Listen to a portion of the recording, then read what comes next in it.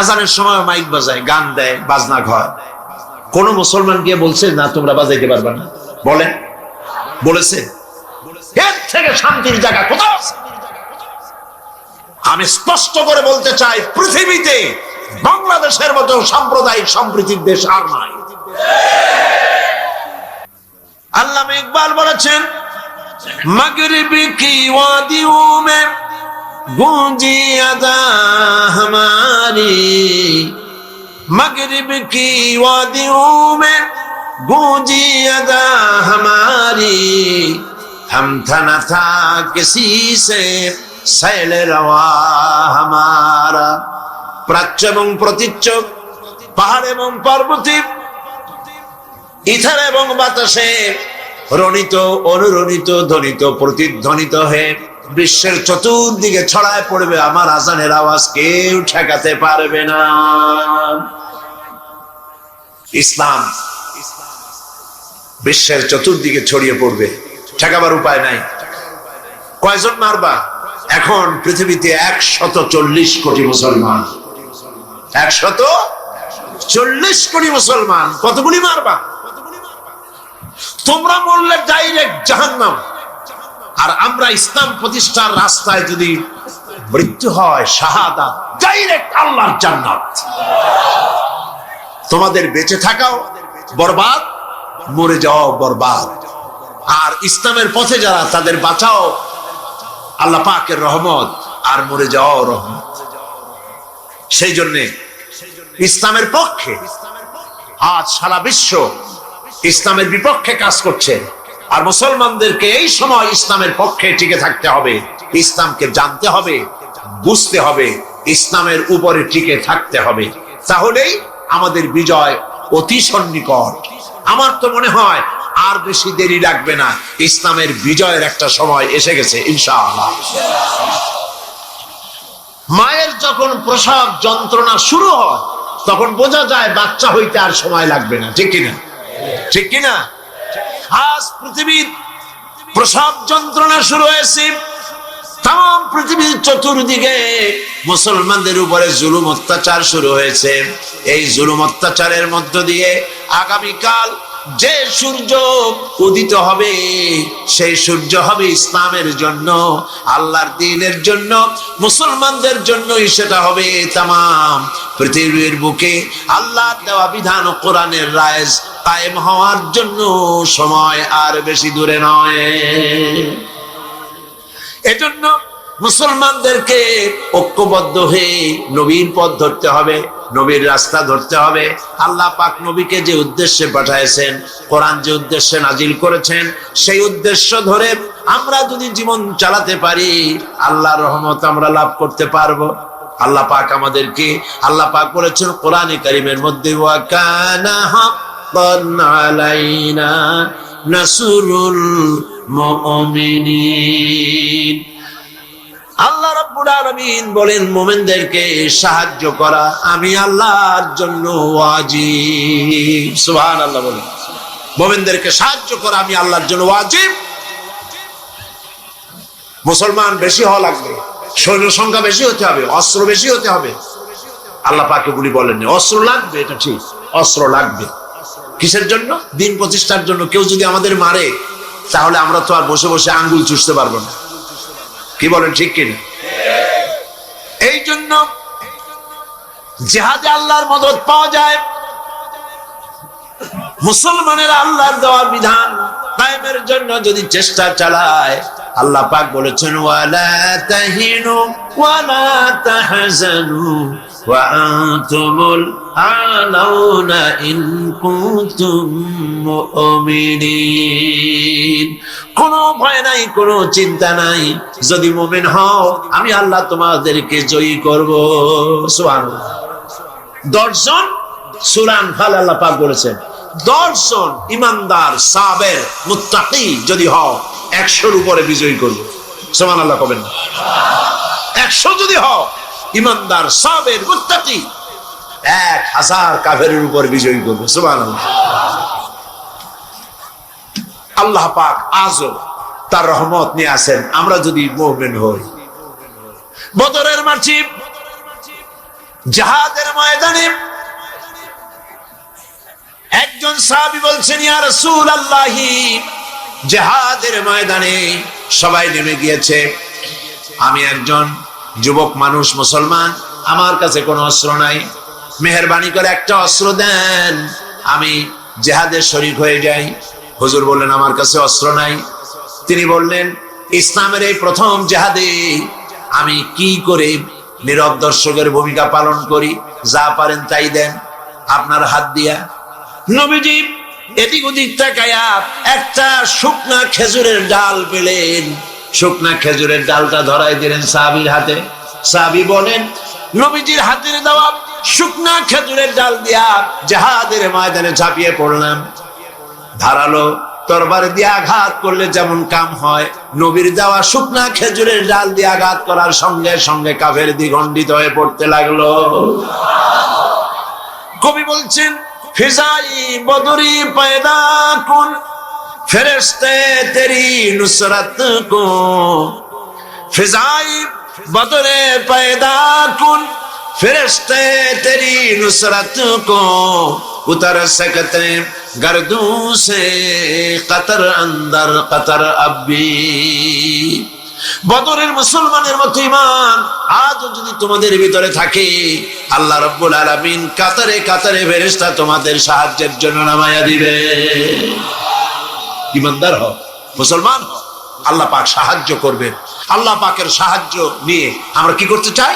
দিন প্রতিষ্ঠা করতে চাই। আমরা মারামারি করতে চাই না, আমরা পাশ্চাত্যকে বোঝাতে চাই। খ্রিস্টান, মুশরিক, ইহুদি, দুনিয়ার তাবৎ ইসলাম বিরোধীদেরকে বোঝাতে চাই, ইসলাম সন্ত্রাসে বিশ্বাস করে না, ইসলাম যুদ্ধে বিশ্বাস করে না, ইসলাম শান্তিতে বিশ্বাস করে। নবীজি যত যুদ্ধ করেছেন সবগুলি আক্রান্ত হয়েছেন, ডিফেন্সিভ ওয়ার, সবগুলি আত্মরক্ষামূলক যুদ্ধ করেছেন, নিজে আগ বাড়াইয়া কারো সাথে আক্রমণ করে নাই।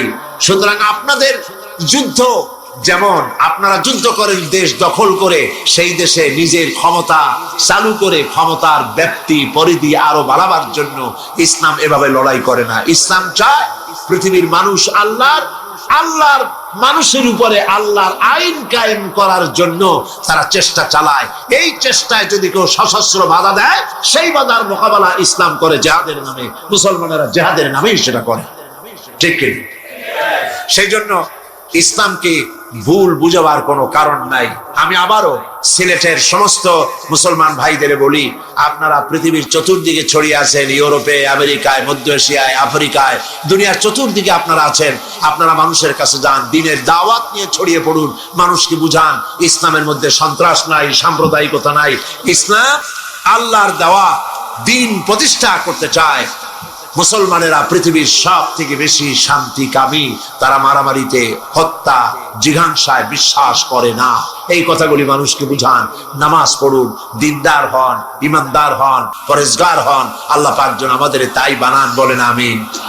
প্রতি বছর আমি নামাজের কথা আপনাদের সামনে বলি, আজও না বলে পারি না, কারণ শুধুমাত্র ওয়াজ শুনলে হবে না। নামাজ হলো ফাউন্ডেশন। নামাজ কি? ফাউন্ডেশন। নামাজ লা দীনা লিমান লা সালাতা লাহু, যার কাছে নামাজ নাই তার কাছে দিন নাই, ঈমান নাই, চরিত্র নাই, কিছুই নাই। পাঁচ ওয়াক্ত নামাজ জীবনে আর ছাড়বো না, ওয়াদা করতে পারবেন?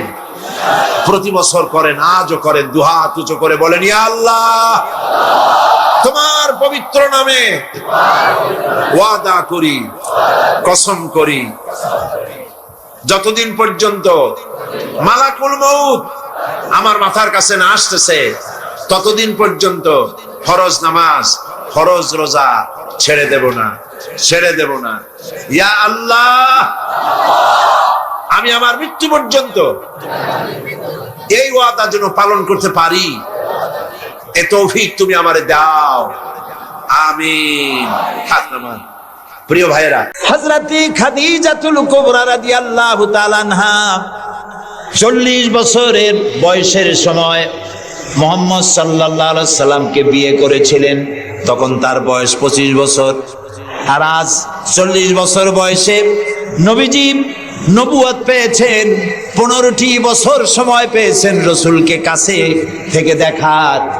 হযরতে খাদিজা যখনই দ্বীনের দাওয়াত পেলেন, ও দেখা আল্লাহকে বিশ্বাস করতে হবে, মুহাম্মদ সাল্লাল্লাহু আলাইহি সাল্লামের নবুয়ত মানতে হবে, এই প্রশ্ন যখন সামনে এলো, হযরতে খাদিজা কোনো প্রশ্ন তোলেন নাই, এক মুহূর্ত দেরিও করেন নাই, সঙ্গে সঙ্গে পড়ে নিয়েছেন লা ইলাহা ইল্লাল্লাহু মুহাম্মাদুর রাসূলুল্লাহ।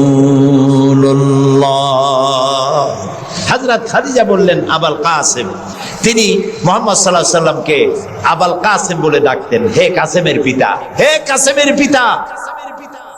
আমি ঈমান আনলাম আল্লাহর উপরে যারে কোনোদিন দেখি নাই, আমি ঈমান আনলাম আপনার প্রতি, সেই আল্লাহর আপনি প্রেরিত রাসূল, নবী হিসেবে মেনে নিলাম। কারণ বিগত 15টি বছর আপনার সাথে থেকে আপনার মধ্যে যে আচরণ দেখেছি, এই আচরণ কোন সাধারণ মানুষের হতে পারে না, আপনি অবশ্যই আল্লাহর নবী, আমার কোনো সন্দেহ নাই। রাসূলুল্লাহ যা করেছেন, চারিত্রিক বিপ্লব করেছেন, তার কৈশোর, তার যৌবন ওই জনগণের মধ্যেই হয়েছে। আল্লাহ তাআলা সিরিয়া থেকে নবী এনে মক্কায় চাপায় দেন নাই, মিশর থেকে নবী এনে মক্কার উপরে চাপায় দেন নাই, ওই সমাজেই তিল তিল করে তিনি বড় হয়েছেন মানুষের মাঝে। আর মানুষেরা এক পর্যায়ে মুহাম্মদ এই নামটা ভুলিয়ে গেল, তাকে ডাকা শুরু করলো আল আমিন বলে। সুবহানাল্লাহ, এটা নবুয়ত পাওয়ার অনেক আগে তাকে ডাকতো আল আমিন। বিপদে পড়লে বলতো চলো আল আমিনের কাছে যাই, ঝগড়া হলে বলতো চলো আল আমিনের কাছে যাই, আমানত রাখতে হবে চলো আল আমিনের কাছে যাই। তার নামই লোকেরা ভুলে গেল, এক পর্যায়ে নাম প্রচারিত হলো আল আমিন, মানে কি? বিশ্বাসী। তিনি নিজেকে তিল তিল করে গড়েছেন, আল্লাহ তাআলা গড়ে তুলেছেন তাকে। হযরতে খাদিজা তার প্রতি ঈমান আনলেন, রাসূলুল্লাহ দাওয়াত দিলেন তার বন্ধু, যার সাথে তার বন্ধুত্ব ছিল 20 বছরের, হযরতে সাইয়েদুনা আবু বকর রাদিয়াল্লাহু তাআলা আনহু, 20 বছরের বন্ধু। হযরত আবু বকরের কাছে রাসূলুল্লাহ যখন দাওয়াত দিলেন যে আমি আল্লাহ রাসূল, আমার উপর ঈমান আনো, এক আল্লাহর উপর ঈমান আনো, হযরত আবু বকরও এক মুহূর্ত দেরি করেন নাই, বলেছেন আপনি অবশ্যই আল্লাহর নবী, আমার তো কোনো সন্দেহ নাই এর মধ্যে। সুবহানাল্লাহ।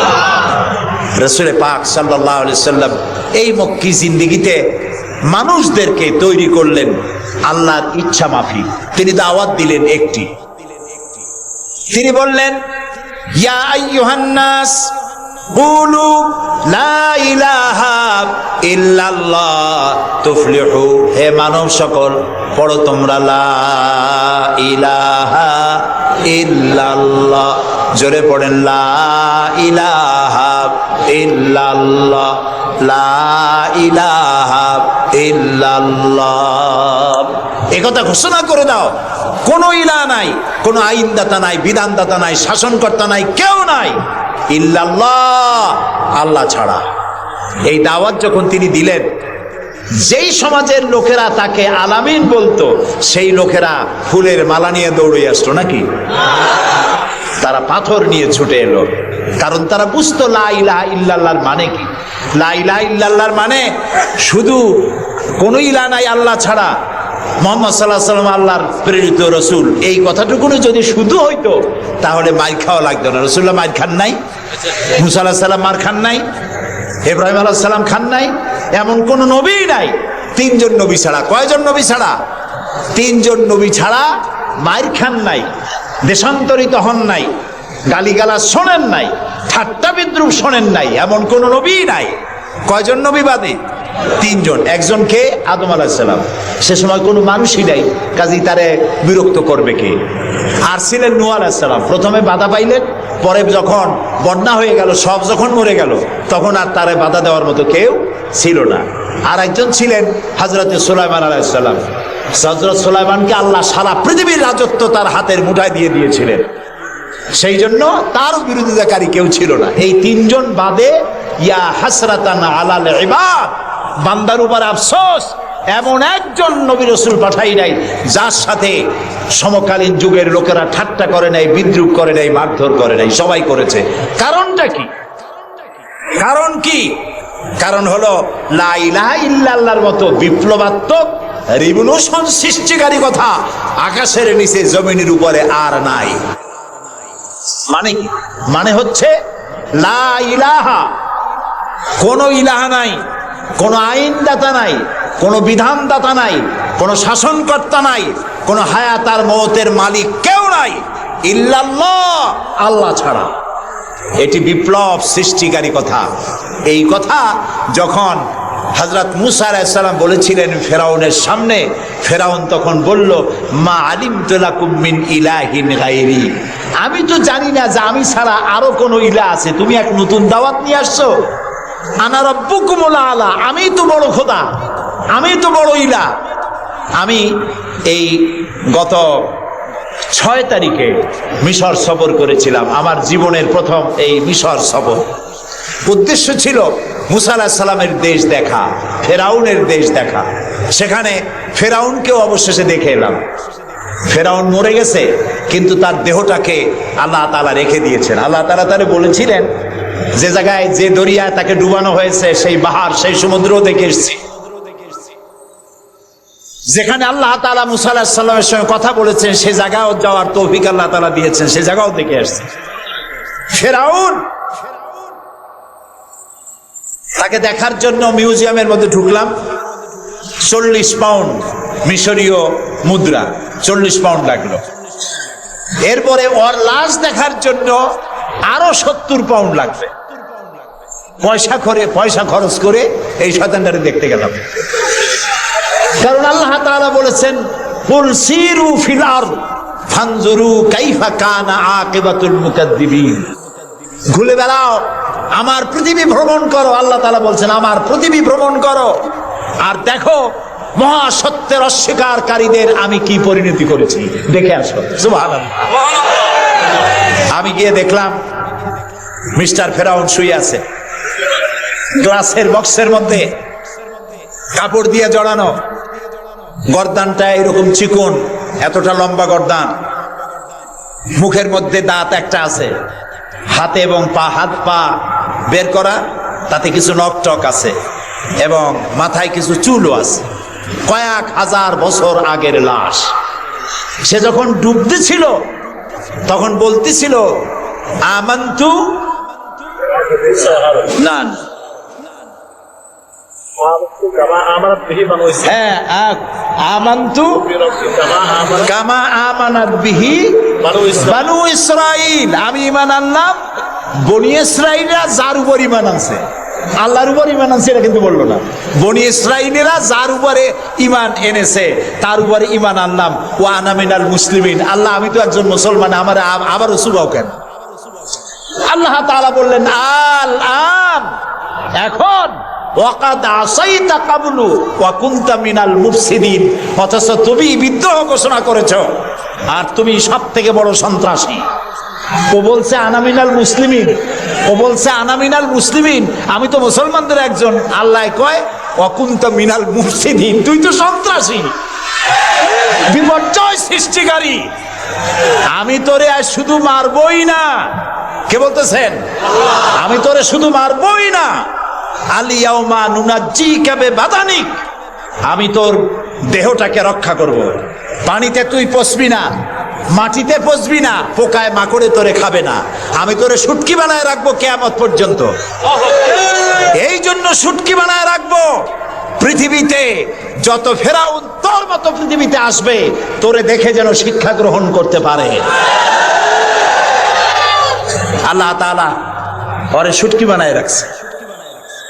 তারপরে দেখলাম বহায়রা কারুন অস্বীকার করেছিল মুসা আলাইহিস সালামকে। তার বিশাল সম্পদ, 55,000 একর জমির উপরে ছিল তার বাড়িঘর আর সম্পদ, আহরিত সম্পদ। তার সিন্ধুকের চাবিগুলি বহন করত শত শত উটে। এখন চিন্তা করেন কত সম্পদের মালিক। মুসা আলাইহিস সালাম যখন তার কাছে যাকাতের দাবি করলেন, ঈমানের দাবি করলেন, তখন মুসা আলাইহিস সালামের উপরে বহতান, তাকে লাঞ্ছিত করলো, তাকে দুর্নাম অপবাদ দিল। মুসা আলাইহিস সালাম আল্লাহর কাছে গজব চাইলেন, আল্লাহ তাআলা তারে গজব দিলেন। 55,000 একর সম্পত্তি, বাড়িঘর, আর সে নিজে শুদ্ধ মাটির নিচে আল্লাহ গরক করে দিলেন। এখন বিরাট বিরাট হ্রদে পরিণত হয়ে গেছে। তার পারে যখন আমি দাঁড়ালাম, দেখতে পেলাম সমুদ্রের মতো কোনো কুল কেনারা নাই, কোনো কুল কেনারা নাই। তার সম্পদ শুদ্ধ আল্লাহ তাআলা রেখেছে। আল্লাহ তাআলা বলছেন, পৃথিবী ঘোরো আর দেখো মহাসত্যের অস্বীকারীদেরকে কি ধরনের শাস্তি দিয়েছি, দেখে আসো। সুবহানাল্লাহ। এই ফেরাউনের কাছে যখন মুসা আলাইহিস সালাম বললেন, ঈমান আনো আমার উপরে, আল্লাহর উপর ঈমান আনো, সে কয়, মা আলিমতু লাকুম মিন ইলাহিন গায়রি, আমি তো জানি না আমি ছাড়া আরো কোন ইলাহ আছে, আমি তো ইলাহ। তুমি যদি আমাকে ছাড়া কাউকে ইলাহ মানো, লাআজআলান্নাকা মিনাল মাসজুনিন, আমি তোমাকে কারারুদ্ধ করে রাখবো। মুসা আলাইহিস সালাম কয়, তুই কারে জেলের ভয় দেখাও? আমি তো আল্লাহর পয়গম্বর, আমি তো তোমার জেলের পরোয়া করি না। সুবহানাল্লাহ। আপনি মুসা আলাইহিস সালামকে কে পাঠাইছে ফেরাউনের কাছে? কে পাঠাইছেন? আল্লাহ তাআলা নিজে পাঠাইছেন। আল্লাহ তাআলা বলছেন, হে মুসা, আমি তোমাকে আমার জন্য বানাইছি। সুবহানাল্লাহ। ওয়া নাখতারতুকা ফাসতামি' লিমা ইউহা। এখন শোনো আমি তোমারে কি বলি। ইযহাব ইলা ফিরআউনা ইন্নাহু তাগা। ফেরাউনের কাছে যাও, সে সীমা লঙ্ঘন করেছে, তার কাছে দ্বীনের দাওয়াত দাও। মুসা আলাইহিস সালাম বললেন, আল্লাহ, আমি তো কথা বলতে গিয়ে একটু তোতলা ভাব, আমি তো কথা ভালো করে বলতে পারি না। রব্বিশরাহ লি সাদরি ওয়া ইয়াসসির লি আমরি ওয়াহলুল উকদাতাম মিন লিসানি ইয়াফকাহু কাওলি। আল্লাহ তাআলা আমার সিনাটারে খুলে দাও, আমার বক্তব্যকে স্পষ্ট করে দাও, আমি যা বলি তা যেন মানুষ বোঝে সুযোগ করে দাও। হারুন আখিসদুদ বিহি আজরি ওয়া আশরিকহু ফি আমরি। আর আমার ভাই হারুনকে আমার সহযোগী করে দাও। সুবহানাল্লাহ।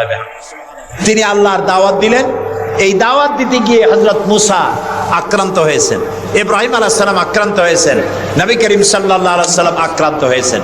আবু জাহেল, আবু লাহাব, উতবা, শাইবা, মুগীরা সবাই মিলে বলেছে আবু তালেবের কাছে মুহাম্মদ সাল্লাল্লাহু আলাইহি সাল্লামকে বলুন যেন লা ইলাহা ইল্লাল্লাহর দাওয়াতটা না দেয়।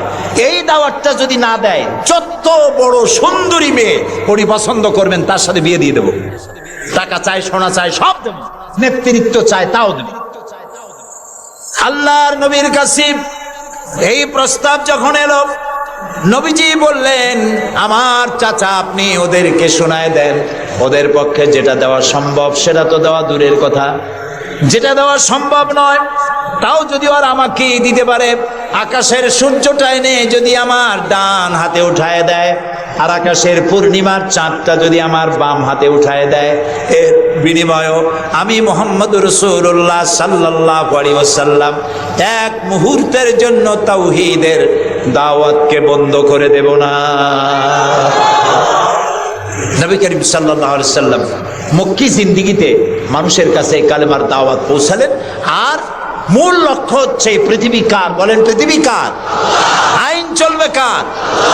আল্লাহর। সেই আইন প্রতিষ্ঠা করার জন্য একা একা করা যাবে না, একটা জনগোষ্ঠী তৈরি করা দরকার, একটা দক্ষ জনশক্তি তৈরি করা দরকার, যারা দেশ পরিচালনায় যোগ্য। এরকম লোক রাসূলুল্লাহ মক্কির জীবনে 13 বছরে দক্ষ একটা জনগোষ্ঠী তৈরি করে ফেললেন। সুবহানাল্লাহ। দেখছেন দক্ষ কারে কয়?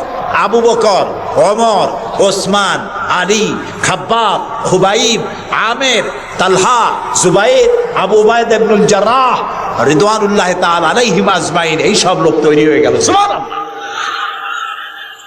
এই সব লোক তৈরি হয়ে যাওয়ার পর যে উদ্দেশ্যে রাসূলকে পাঠানো হয়েছিল সেই উদ্দেশ্য এখন কার্যকরী হচ্ছে। আমরা তো উল্টোপাল্টা কাম করি। 12ই রবিউল আউয়াল আসলেই পতাকা দিয়ে রাজধানী সাজাই। 12ই রবিউল আউয়াল আসলেই বিরাট একটা মিছিল, কোন একজন লোককে সামনে রাখা তারপর একটা মিছিল শুরু হয়ে গেল। তোমপে লাখো সালাম। কতগুলা পতাকা নিয়ে লাখো সালাম দিলাম, হাজার হাজার গাড়ি নিলাম, লোকজন নিলাম। এরপরে এক জায়গায় বসে নবী সালাম আলাইকা, ইয়া রাসূল সালাম আলাইকা, গরম গরম জিলাপি। রবিউল আউয়াল শেষ, রাসূলুল্লাহর মহব্বতও শেষ। বিশ্বাস করুন, এই সমস্ত জিনিস দিয়ে মূল টার্গেট থেকে মুসলমানদেরকে সরিয়ে দেওয়া হচ্ছে। আপনারা আমাকে জবাব দেন, যারা এই সব কাজ করে তারা বলে রাসূলুল্লাহর ভালোবাসায় করি। আপনি কি পারবেন রাসূলুল্লাহর লাখো সাহাবীদের মধ্যে একজন একজন সাহাবীও রাসূলুল্লাহকে যে ভালোবাসা দিয়েছেন, পৃথিবীর সব মুসলমান একত্রিত হয়ে অতটা ভালোবাসা কেউ কি দিতে পারবে? পারবে? এবার বলেন, সাহাবীরা এরকম কোন মিছিল করেছেন রাসূলুল্লাহর জন্মদিনে? তার জন্মদিবস পালন করেছেন? করেন নাই। যেটা হাদিসে নাই আমরা তা করতে পারি না। যে মিলাদ এখন পড়া হয়, যে সিস্টেমে পড়ানো হয়, একত্রিত হয়ে ইয়া নবী সালাম আলাইকা, রাসূল সালাম আলাইকা, সাহাবীরা এরকম করেন নাই, তাবিঈনরা করেন নাই, তাবিঈনরা করেন নাই। মিলাদের এই সিস্টেম চালু হয়েছে রাসূলের ইন্তেকালের অন্তত 600 বছর পর। ফাইনা তাযহাবুন, কোথায় চলছি আমরা? রসুলের মূল অনুষ্ঠান ছেড়ে দিয়ে, মূল কাজ ছেড়ে দিয়ে ভিন্ন পথে প্রবাহিত হচ্ছি। আমাদেরকে বিভিন্ন শব্দের মার প্যাচে সিরাতুন নবী করব না মিলাদুন নবী করব, মিলাদ পড়বো তো দাঁড়ায় পড়বো না বসে পড়বো, এই সমস্ত চক্করের মধ্যে ফালাই দিয়া টার্গেটের যাওয়ার পথের থেকে আমাদেরকে বাধাগ্রস্ত করা হচ্ছে। প্রিয় ভাই সব, নবী করিম সাল্লাল্লাহু আলাইহি ওয়াসাল্লাম জনশক্তি তৈরি করে ফেললেন, একটা রাষ্ট্র চালাবার মতো লোক তৈরি হয়ে গেল। আপনি যদি এই যে আর্মির ট্রেনিং হয়, শীতকালীন মহড়া হয়, আর্মির ট্রেনিং হয় কেন? এত পয়সা দিয়ে আর্মি টিকায় রাখা হয় কি জন্য? কি জন্য?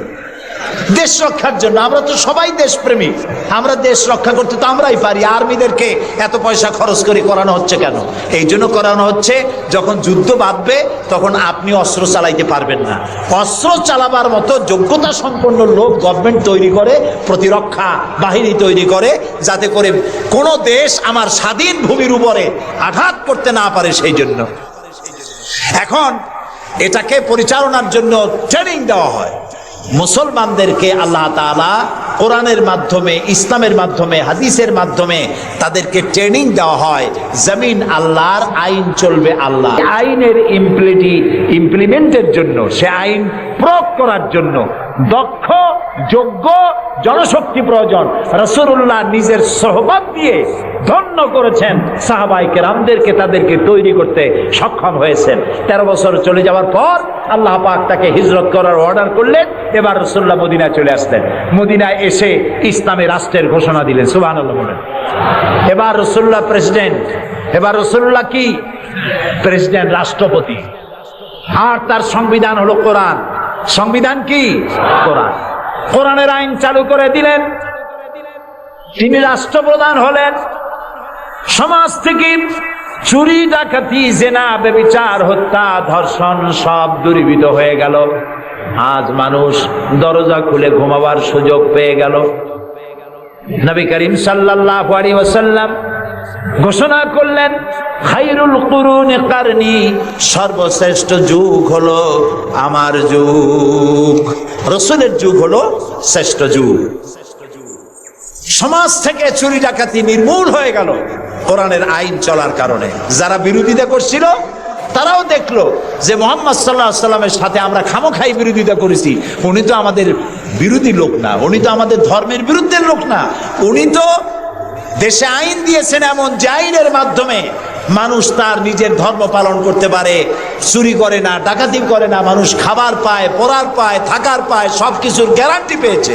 আল্লাহ তাআলা তখন একটি সূরা নাজিল করলেন।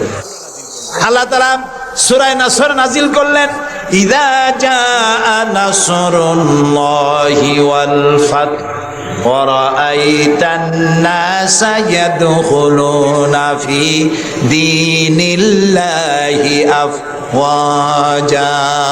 আল্লাহ তাআলা বলেন, যখন আল্লাহর পক্ষ থেকে বিজয় আসবে, আল্লাহর সাহায্য যখন আসবে, তখন দেখতে পাবে দলে দলে লোকেরা ইসলামে প্রবেশ করছে।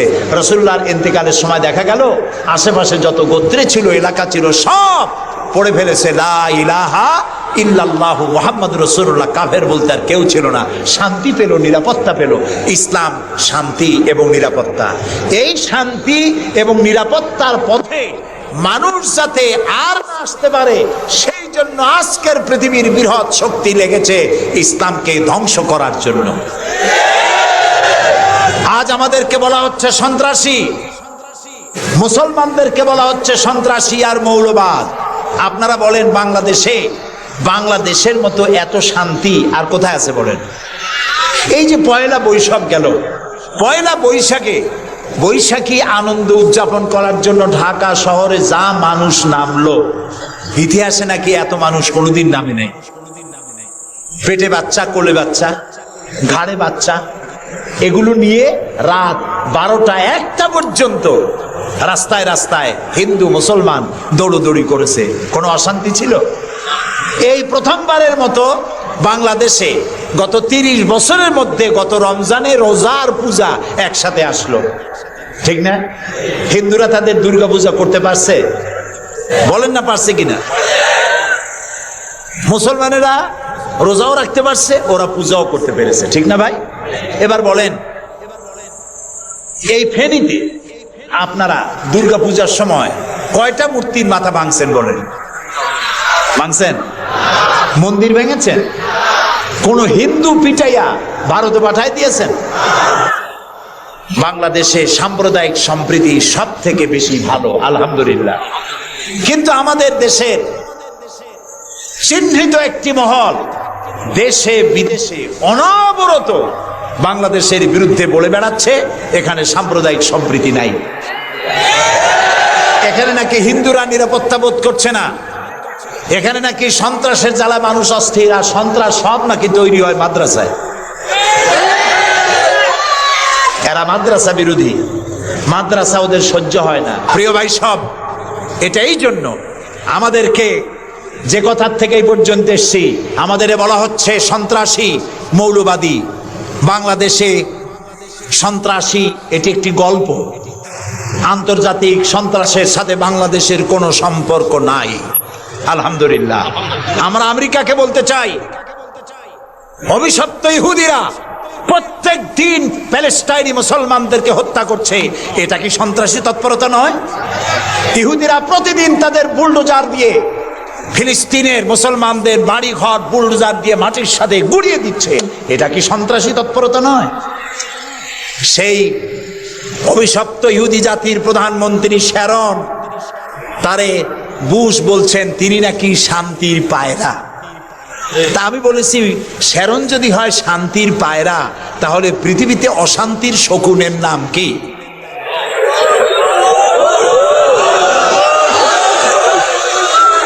আপনাদের ফতোয়াই কার্যকরী হোক। আল্লাহ আছেন, আল্লাহ আছেন। ও তো ভালো, ফেরাউন ওর থেকে শক্তিশালী ছিল, নমরুদ ওর থেকে শক্তিশালী ছিল। ফেরাউনরে সুবাইয়া আল্লাহ শেষ করছে, নমরুদরে জুতা দিয়ে পিটাই আল্লাহ বিদায় করে দিছে, ঠিক না? সে আল্লাহ আছে কিনা? জোরে বলেন, আছে। তবে ওয়ামাকারু ওয়ামাকার আল্লাহ ওয়াল্লাহু খায়রুল মাকিরিন, আল্লাহর কৌশল, আল্লাহ সব থেকে বড় কৌশলী।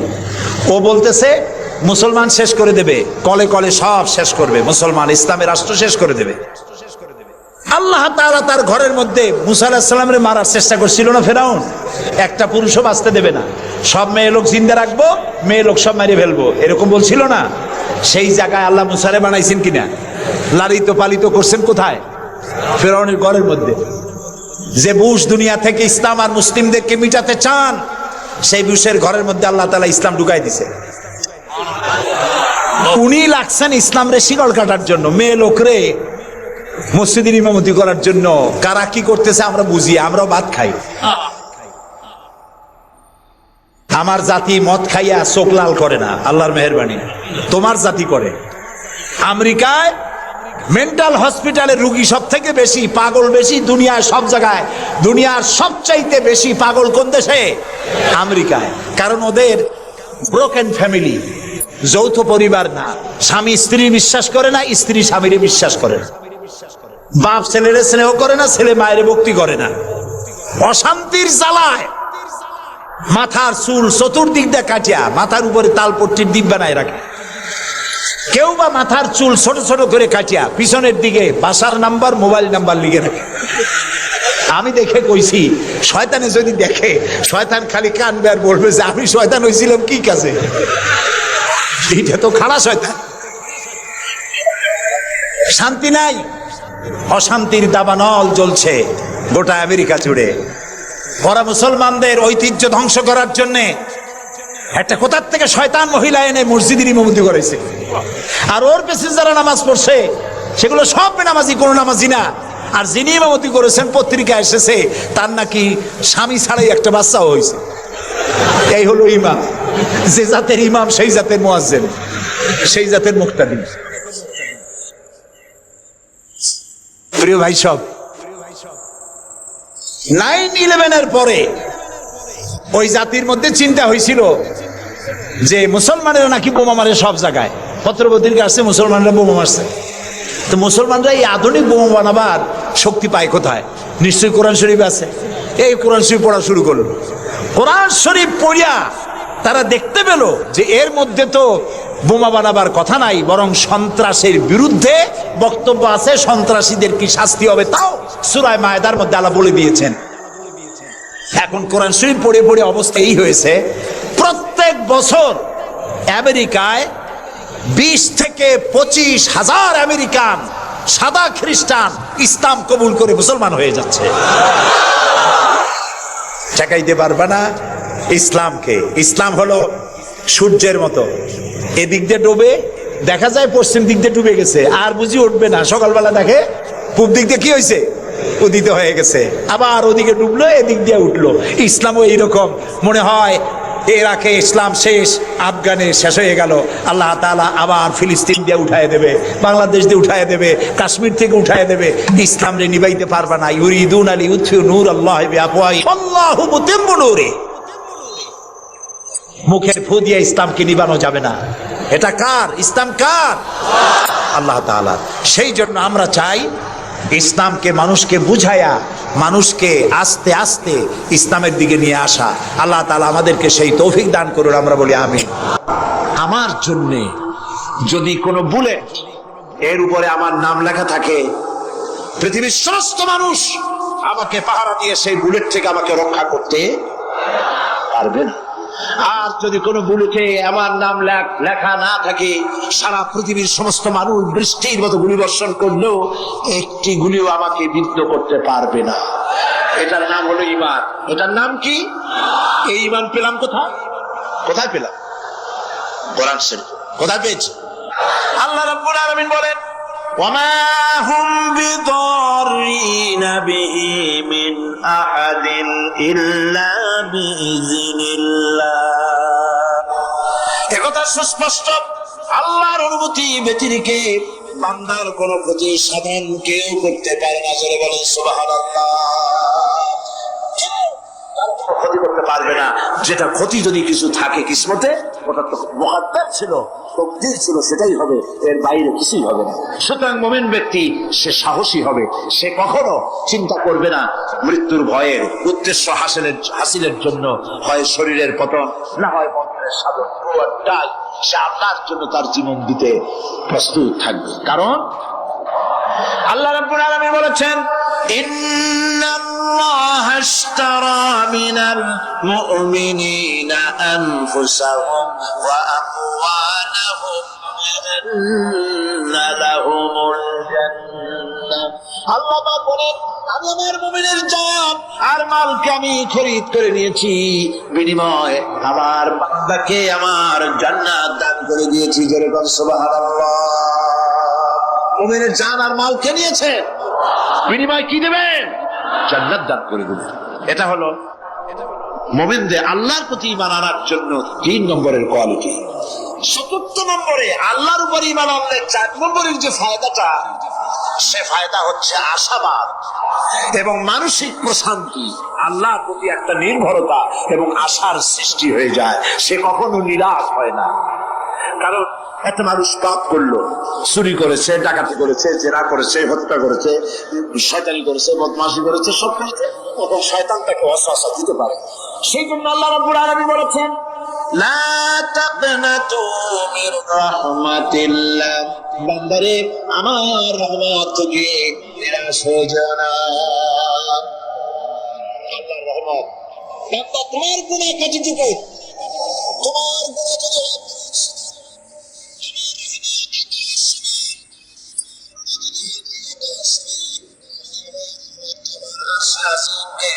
যদি সুবহানাল্লাহ, সুবহানাল্লাহ। বলুন।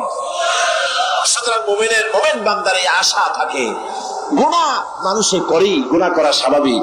আল্লাহ পাক বলেছেন যদি গুনাহ করে আর এরপরে আমার কাছে মাফ চায়, আমি তাকে ক্ষমা করে দেই, মাফ করে দিই। সুবহানাল্লাহ। সুতরাং ইমানদার লোকদের আশা হয়, দুরারোগ্য ব্যাধি তাকে ধরেছে, সে হতাশ হবে না, মরে যাওয়ার জন্য প্রতীক্ষায় সে সময় গুনবে না, বরং তার মনের মধ্যে আশার সঞ্চার হবে, আমার রোগ আল্লাহ ভালো করে দিতে পারেন না? আমাদের জাতির পিতা কি নাম কি? হযরত ইব্রাহিম আলাইহিস সালাম। কোরআন শরীফের ভিতরে তার কথা আল্লাহ পাক করে দিয়েছেন। আমাদের জাতির পিতা হযরত ইব্রাহিম আলাইহিস সালাম বলেছেন, আল্লাযী খালাকানি ফাহুয়া ইয়াহদিন। আল্লাহ তিনি আমাকে সৃষ্টি করেছেন, তিনি আমাকে রাস্তা দেখান। ওয়াল্লাযী হুয়া ইউতঈমুনি ওয়া ইয়াসকিন। আর আমি যখন ক্ষুধার্ত হই তিনি আমাকে খাওয়ান, যখন তৃষ্ণার্ত হই তিনি আমাকে পান করান। ওয়া ইযা মারিদতু ফাহুয়া ইয়াশফিন। আর যখন আমি অসুস্থ হই, রোগাক্রান্ত হই, আল্লাহ রাব্বুল আলামিন তখন আমাকে রোগ মুক্ত করে দেন। সুবহানাল্লাহ। আবার রাসূল বলে কে রোগ মুক্ত করেন? সুতরাং দীর্ঘস্থায়ী কোন রোগ হয়েছে, মুমিন হতাশ হবে না, মুমিন হতাশ হবে না। হতাশ হয় কেবলমাত্র কাকে? হতাশ হইতে মুমিন কখনো হতাশ হয় না।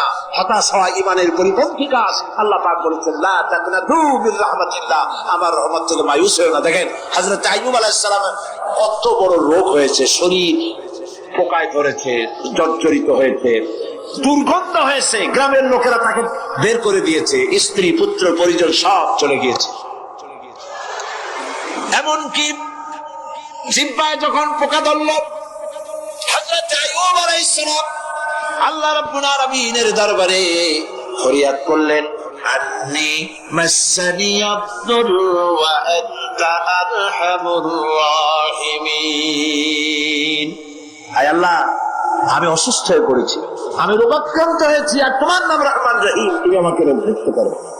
হযরত আইয়ুব আলাইহিস সালাম আল্লাহর দরবারে ফরিয়াদ করলেন, রব্বুল আলামিন সারা শরীরে পোকায় জর্জরিত হয়ে গেছে, এখন আমার জিহ্বায় পোকা ধরেছে, মাবুদ গো আমি তোমার কাছে ফরিয়াদ করি, আমার জিহ্বায় পোকা দিও না, কারণ জিহ্বাটাও যদি নষ্ট হয়ে যায় তাহলে তোমার মতো আল্লাহর জিকির আমি আল্লাহ করব। হযরত আইয়ুব আলাইহিস সালাম আল্লাহ পাকের কাছে যখন এই ধরনের ফরিয়াদ জানালেন, রব্বুল আলামিন তাকে তার রোগ মুক্ত করে দিলেন, তার স্ত্রী পুত্র সব আল্লাহ রব্বুল আলামিন ফিরাইয়া দিলেন। সুবহানাল্লাহ। সুতরাং মুমিন ব্যক্তি, কোরআন শরীফে সব আছে, কোরআনের মতো শ্রেষ্ঠ ওয়াজের কিতাব পৃথিবীতে আর শুধু বোঝার দরকার। বিপদে যত বড় বিপদ আসুক, কোন বিপদে মুমিন ধৈর্য হারাবে না। হযরত ইয়াকুব আলাইহিস সালামের ছেলে ইউসুফ আলাইহিস সালামকে যখন তিনি হারায় ফেললেন, তিনি অধৈর্য হয়ে গেছিলেন নাকি? অধৈর্য হন নাই। কারণ আমি আমার বক্তৃতার সূচনায় বলেছি, আমরা কল্যাণ বুঝি না, অকল্যাণও বুঝি না। কোন বিপদ আসতে পারে আমরা হয়রান হয়ে যাই, কিন্তু বিপদের মধ্যে কল্যাণ আছে আমরা তা বুঝতে পারি না। হযরত ইউসুফ আলাইহিস সালামকে কুয়ার ভিতরে ফেলে দেওয়া হলো। 11 ভাই মনে করেছে কুয়ার ভিতরে ফেলে দিয়া ইউসুফ আলাইহিস সালামকে মেরে ফেললাম, কিন্তু তারা বোঝে নাই আসল কামটা কি হয়েছে। এটা তো কুয়া নয়, এটা একটা টানেল, এটা একটা সুড়ঙ্গ। একদিকে কেনান হলো তার এক মুখ, ওই সুড়ঙ্গের এক মুখ হলো কেনান। ইউসুফ আলাইহিস সালামকে ফেলে দেওয়া হলো কুয়ার ভিতরে মারার জন্য, কিন্তু আল্লাহ পাকের ইচ্ছা ইউসুফ আলাইহিস সালাম মরবে না। এই টানেলের অপর প্রান্ত মিশরের সিংহাসনের টানেলের এপার দিয়া ইউসুফ আলাইহিস সালামকে ঢুকালেন, অপর প্রান্তে মিশরের সিংহাসনে ইউসুফকে আল্লাহ বসাইয়া দিলেন। হযরত ইয়াকুব ছেলের জন্য হলেন না। যখন তিনি খবর পেলেন ছেলে বাঘে খেয়ে ফেলেছে, তিনি তখন বলেছেন ফাসাবরুন জামিলুন আসাল্লাহু আইয়াত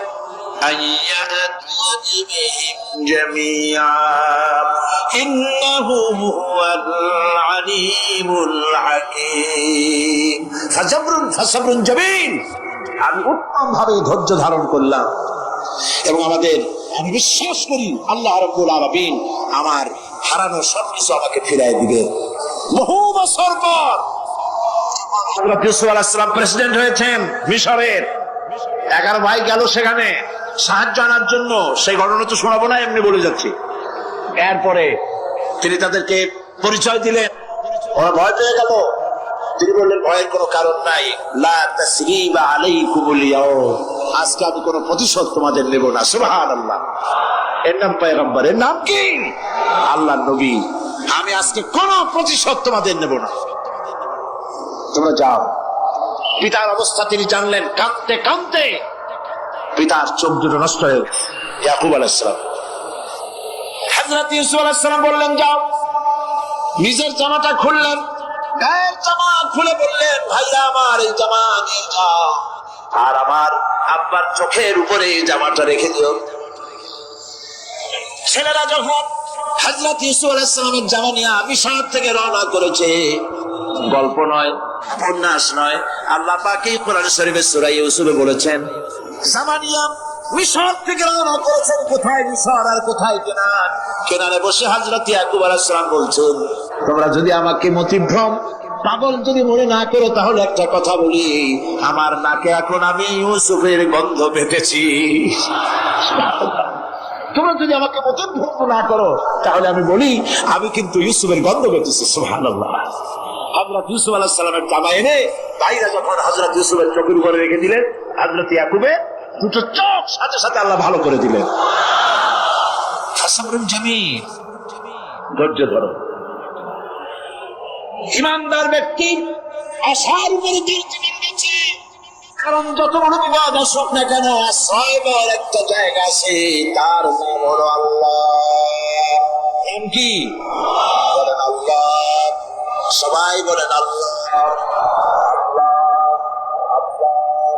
আল্লাহ। হযরত ইউনূস আলাইহিস সালাম মাছটাকে গিলে ফেলে দিল। মাছটাকে গিলে মাটির অথল তলদেশে চলে গেছে। এত বড় বিপদ পৃথিবীর কোন মানুষের হতে পারে নাকি? বলেন, কি বলেন? মাছের পেটের ভিতরে জানালা নাই, দরজা নাই, বেরোবার কোনো পথ নেই। মাছ গেছে পানির অতল তলদেশ। আল্লাহ পাক কোরআন শরীফের ভিতরে মানুষকে শোনান। আল্লাহ ওয়াজ, সুবহানাল্লাহ বলেন। আল্লাহ পৃথিবীর মানুষকে ওয়াজ করছেন, দুনিয়ার মানুষকে শোনান। আমার মুস্ত ধৈর্য হারা হয় নাই। إذ ذهب مغاضبا فظن أن لن نقدر عليه فنادى في الظلمات أن لا إله إلا أنت سبحانك إني كنت من الظالمين فنادى في الظلمات জমায় কাসীর, ত্রিবিধ অন্ধকারের ভেতর থেকে হযরত ইউনূস আলাইহিস সালাম চিৎকার করলেন। মাছের পেটের অন্ধকার, পানির অন্ধকার, রাতের অন্ধকার, ত্রিবিধ অন্ধকারের ভেতর দিয়ে মাছের পেটের মধ্য দিয়ে ইউনূস আলাইহিস সালাম চিৎকার মারলেন। অধৈর্য হন নাই, হাত ফেল করেন। তিনি বলছেন, বলেন আমার সাথে, লা ইলাহা ইল্লা আনতা সুবহানাকা ইন্নী কুনতু মিনাল যালিমিন। তুমি ছাড়া কোনো ইলাহ নাই, অবশ্যই মাবুদ নাই, তোমার পবিত্রতা ঘোষণা করি, আমি জালিমদের অন্তর্ভুক্ত হয়ে গেছি। ইউনূস আলাইহিস সালাম যখন কাঁদতেছিলেন, আল্লাহ রাব্বুল আলামিন সেই কান্না শুনেছিলেন কিনা? বলেন, শুনছিলেন কিনা? শুনতে পেয়েছিলেন কিনা? পানির ভিতরে কেউ শোনে নাই, মাছের পেটের ভিতরে ইউনূস আলাইহিস সালাম কিভাবে চিৎকার করছেন, মাছের পেটের ভিতরের আওয়াজ পানির ভিতরে কেউ শোনে নাই, জমিনে কেউ শোনে নাই, অন্তরিক্ষে কেউ শোনে নাই, সাত আকাশের ভিতরে কেউ শোনে নাই, কিন্তু আরশে আজিমের মালিক আল্লাহ রব্বুল আলামিন শুনতে পেয়েছেন। সঙ্গে সঙ্গে রব্বুল আলামিন জবাব দিলেন, ফাস্তাজাবনা লাহু ওয়া নাজ্জাইনাহু মিনাল গাম্মি ওয়া কাযালিকা নুনজিল মুমিনিন। পড়েন فاستجبنا له ونجيناه من الغم وكذلك ننجي المؤمنين আমি ইউনূসের ডাকের জবাব দিলাম। কে বলতেছেন? বড় করে বলেন, কে বলছে? আপনারা কি ভয় পাইছেন? ভয় পাইছেন?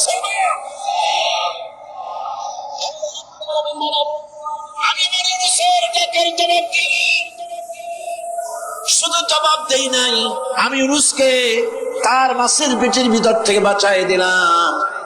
পেটের মধ্যে বেদনা শুরু হয়ে গেল, এমন বেদনা হয়েছে মাছ এখন বমি না করে পারে না। কথা বুঝতে পারছি? মাছ এখন বমি না করে পারে না, পানির উপরে মাছ ভেসে উঠল। আল্লাহ কোরআন শরীফের ভিতরে বলছেন মাছ সাঁতরায়া কিনারায় চলে গেল, ইউনূস আলাইহিস সালামকে বমি করে ফেলে দিল। ইউনূস আলাইহিস সালাম বেঁচে গেলেন। আল্লাহ বলেন শুধু ইউনূসকে বাঁচালেন না, এবং আমি সকলের জন্য আসার মানে শুনাইছি।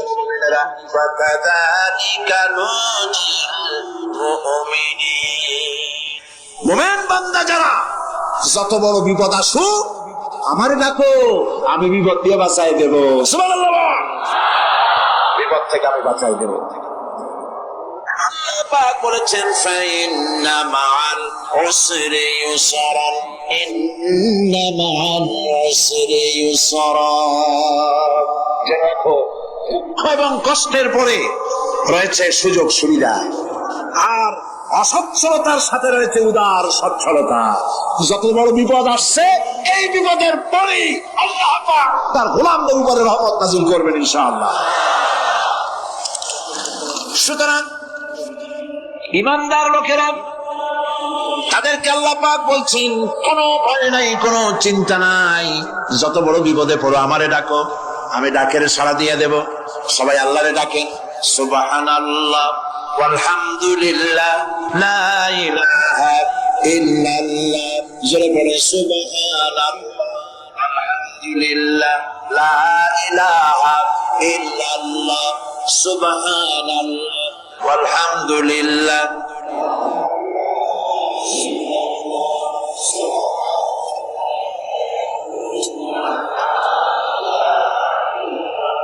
লা ইলাহা ইল্লাল্লাহু মুহাম্মাদুর রাসূলুল্লাহ। আল্লাহর উপরে ঈমান আনলে যত ফায়দা হয়, এত ফায়দা দুনিয়ায় কোথাও নাই। সুবহানাল্লাহ। নম্বরে ফায়দা কত বলছি? 5টা বলছি। আপনাদের অসুবিধা হচ্ছে নাকি? তাড়াতাড়ি শেষ করতেছে। 6টা বলবো, 6টা বলবো। এ হলো 5ম নম্বর। তারপর আমরা দোয়া করব। দোয়ার দরকার আছে কিনা এই সময়? 5ম নম্বরে আল্লাহর উপরে ঈমান আনলে পরে আরেকটি বড় ফায়দা, সেটা হলো কঠিন এবং কঠোর বিপদে আল্লাহ পাক তার মধ্যে অচলতা এবং ধৈর্য ধরার তৌফিক দিয়ে দেন। সুবহানাল্লাহ।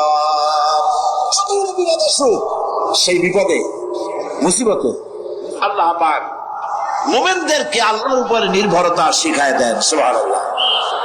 কারণ মুমিনদের জানা আছে যে ঈমানদারদের বিপদ নতুন কিছু নয়, একেবারে আদম আলাইহিস সালাম থেকে শুরু হয়ে আসছে। ঠিক কিনা? আদম আলাইহিস সালামের বিপদ হয় নাই? আদম আলাইহিস সালামের বিপদ কি? শয়তান। তার বিপদ কি? শয়তান ছিল বিপদ। প্রত্যেক নবীর সময় মানুষের নবীদের কষ্ট দিচ্ছে, তাই নাই?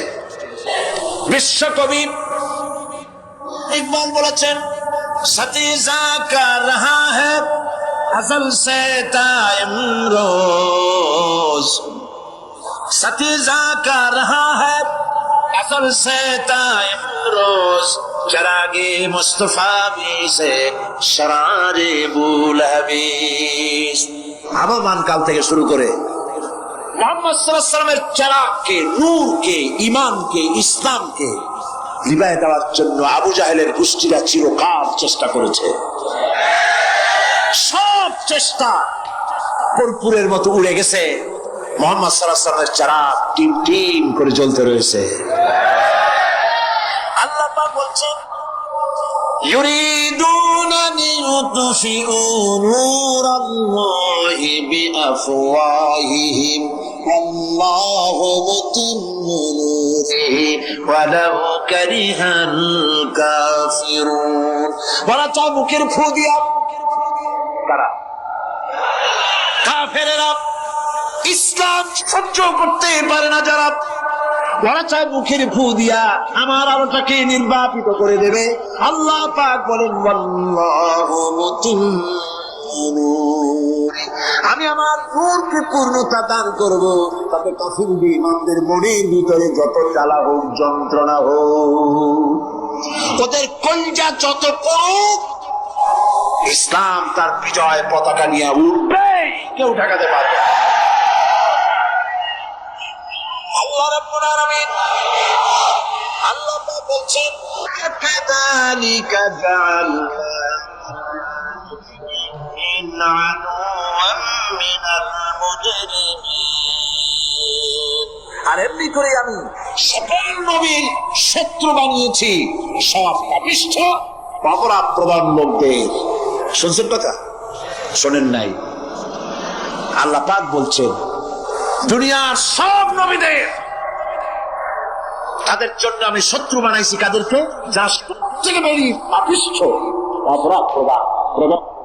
এরা হচ্ছে নবীর দুশমন, এরা সব নবীদের সাথে দুশমনি করে, আর দেশের সাথে দুশমনি করে সবচাইতে বড় পাপিষ্ঠ। এটা কোরআন। এটা কি কোরআন? জোরে বলেন এটা কি?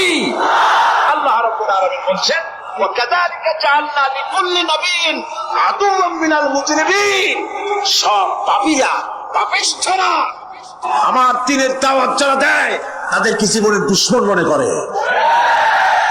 কেন? শুনেন, আমি কার ওয়াজ শোনাচ্ছি? কার ওয়াজ শোনাচ্ছি? আমার আল্লাহর ওয়াজ। অপরাধটা কি? নবীদের বিরুদ্ধে, নবীর ওয়ারিস ওয়ারাসাতুল আম্বিয়া কারা, তো তাদের বিরুদ্ধে তাদের অপরাধ সম্পর্কে আল্লাহ নিজে বলেন ওয়ামা নাকামু মিনহুম ইল্লা আন ইউমিনু বিল্লাহিল আজিজিল হামিদ। এদের বিরুদ্ধে অ্যাকশন নেওয়ার আর কোন অপরাধ ওদের নাই। ওদের একমাত্র অপরাধ ওরা আল্লাহর জমিনে আল্লাহর আইন প্রতিষ্ঠা করতে চায়। এটাই হচ্ছে অপরাধ। এই অপরাধে নবীদের শাস্তি হয়েছে, নবীরা মার খেয়েছেন, সাহাবায়ে কেরাম মার খেয়েছেন। আমরা তো সাহাবায়ে কেরামের জুতার ধুলার সমান নই, সুতরাং এগুলি আমাদের পাওনা। এই রক্তের বিনিময়, জীবনের বিনিময় আল্লাহ পাক তার দ্বীনকে প্রতিষ্ঠা করবেন ইনশাআল্লাহ। এই যুগের এক বাদশা, তার অভ্যাস ছিল কবিতা শোনা, নতুন নতুন কবিতা শুনে পুলকিত হতেন। এখন নতুন কবিতার কত শোনানো যায়, এখন কবিতা আর মানুষ নতুন করে আর বানাচ্ছে না। ফলে রাজা তার মন্ত্রীদেরকে ডেকে বলল যে বাজারে শোহরাত করে দাও, যে ব্যক্তি নতুন কবিতা রাজাকে শোনাতে পারবে তাকে 10,000 মুদ্রা পুরস্কার দেওয়া হবে। মন্ত্রীরা বলল এটা তো সর্বনাশ হবে, এই নতুন কবিতা লোকেরা বানায় আনবে আর আপনি 10,000 করে মুদ্রা দিয়ে দিয়ে রাজভান্ডার তো শেষ হয়ে যাবে। রাজা বলল না, আমার বুদ্ধি আমার কাছে, তোমরা শুধু এইভাবে ঘোষণাটা দিয়ে দাও আর 3টা লোক দাও আমাকে, একবার শুনলে মুখস্থ হয় এরকম একজন দাও, 2বার শুনলে মুখস্থ এরকম আরেকজন দাও, 3বার শুনলে মুখস্থ এরকম আরেকজন দাও। স্মৃতিশক্তি সম্পন্ন এরকম 3 জন লোক পাওয়া মোটেই কষ্ট হলো না। বাজারে শোহরাত করে দেওয়া হলো। নতুন নতুন নতুন নতুন কবিতা তৈরি করে কবিরা আসতে লাগলো, দিচ্ছে। আপনারা থামেন না, আমি তো বলে দিয়েছি, ফ্যান সরাই দেন পিছনের দিকে, পিছনে লাগাই দেন আমার পিছনে।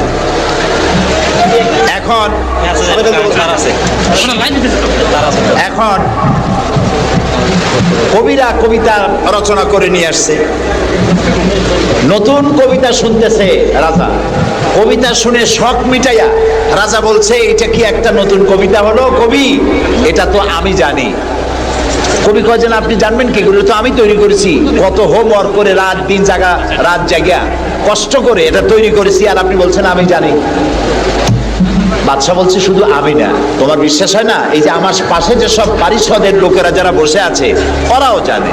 কবি চ্যালেঞ্জ করলো অসম্ভব, আমি সারা রাত জেগে জেগে কষ্ট করে রুদ্ধদ্বার কক্ষে বসে বসে কবিতা রচনা করেছি, কারো জানার কথা না।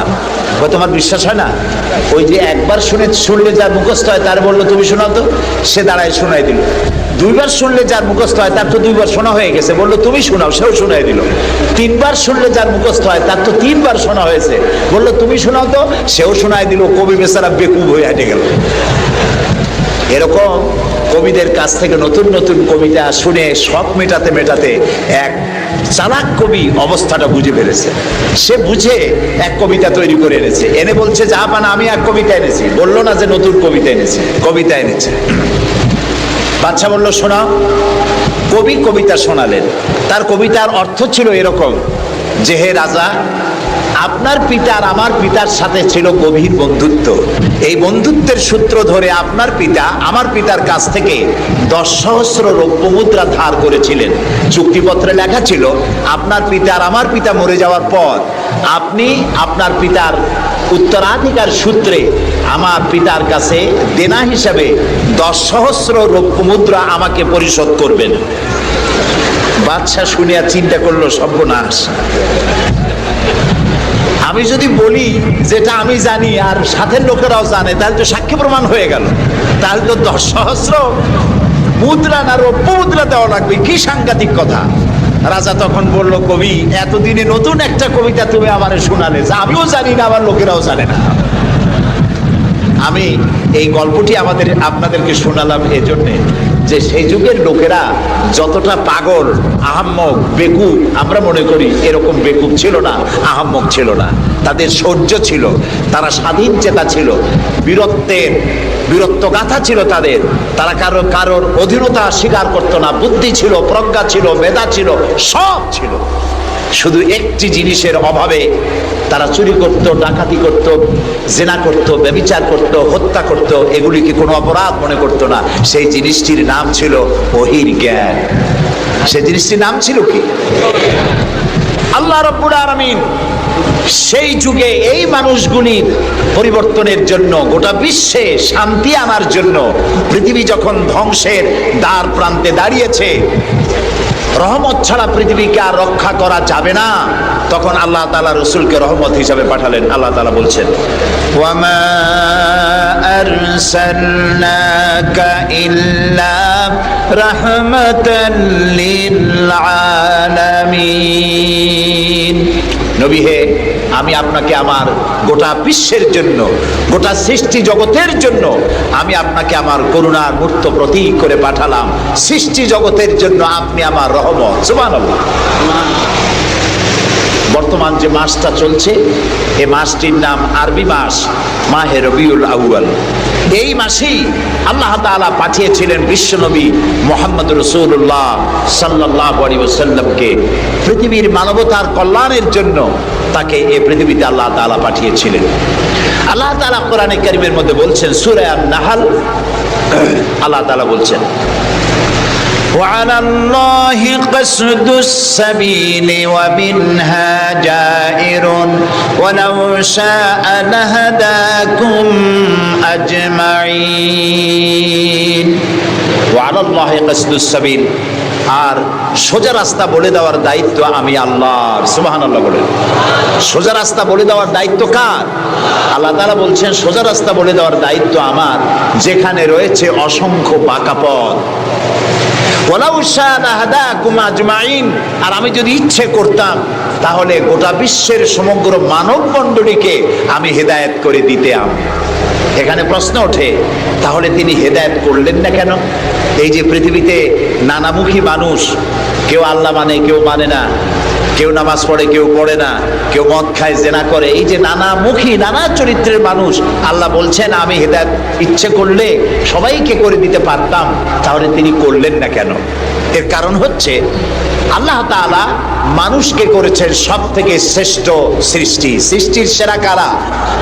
জোরে বলেন। আচ্ছা, সৃষ্টির সেরাই মানুষ হলো কি করে? মানুষ কি পাখির মতো উঠতে পারে? মানুষ কি চিতাবাঘের মতো দৌড়াতে পারে? মানুষ কি মাছের মতো সাঁতরাতে পারে? মানুষ কি বাঘের মতো ক্ষিপ্রতা, সিংহের মতো হিংস্রতা, সাপের মতো ক্রুদ্ধতা এগুলি মানুষের মধ্যে কি আছে? নাই। তাহলে মানুষ সৃষ্টির সেরা হলো কিভাবে বলতে পারেন? সৃষ্টির সেরা হয়েছে তার জ্ঞানের কারণে। আল্লাহ তাআলা চাঁদ সূর্যকে যেভাবে বাধ্য করেছেন তার হুকুম মানার জন্য, আমাদেরকে আল্লাহ তাআলা এভাবে হুকুম মানতে বাধ্য করেন নাই। কোরআন শরীফে আল্লাহ তাআলা বলেছেন, ওয়ালাকাদ কাররামনা বানি আদম। আল্লাহ তাআলা বলেন, আদম সন্তানকে আমি সম্মানিত করেছি। চাঁদ, সূর্য, গ্রহ, নক্ষত্র, সৌররাজি, নবমণ্ডল, ভূমণ্ডল সব কিছু আল্লাহর আইন মানতে বাধ্য না বাধ্য নয়? আল্লাহ তাআলা কোরআনে কারিমে বলেছেন, আফা গায়রা দীনিল্লাহি ইয়াবগুন ওয়া লাহু আসলামা মান ফিস সামাওয়াতি ওয়াল আরদি তাওআন ওয়া কারহা। আফা গায়রা দীনিল্লাহি ইয়াবগুন, তোমরা কি আল্লাহর দেওয়া জীবন ব্যবস্থাকে ছেড়ে দিয়ে অন্যের তৈরি করা মতবাদ গ্রহণ করতে চাও? ওয়ালাহু আসলামা মান ফিস সামাওয়াতি, অথচ আকাশে যা আছে, জমিনে যা আছে সব কিছু তার আনুগত্যের মস্তককে আমার সামনে নত করে দিয়েছে। সুবহানাল্লাহ। চাঁদ এবং সূর্য, সূর্যের কোনো ক্ষমতা নাই।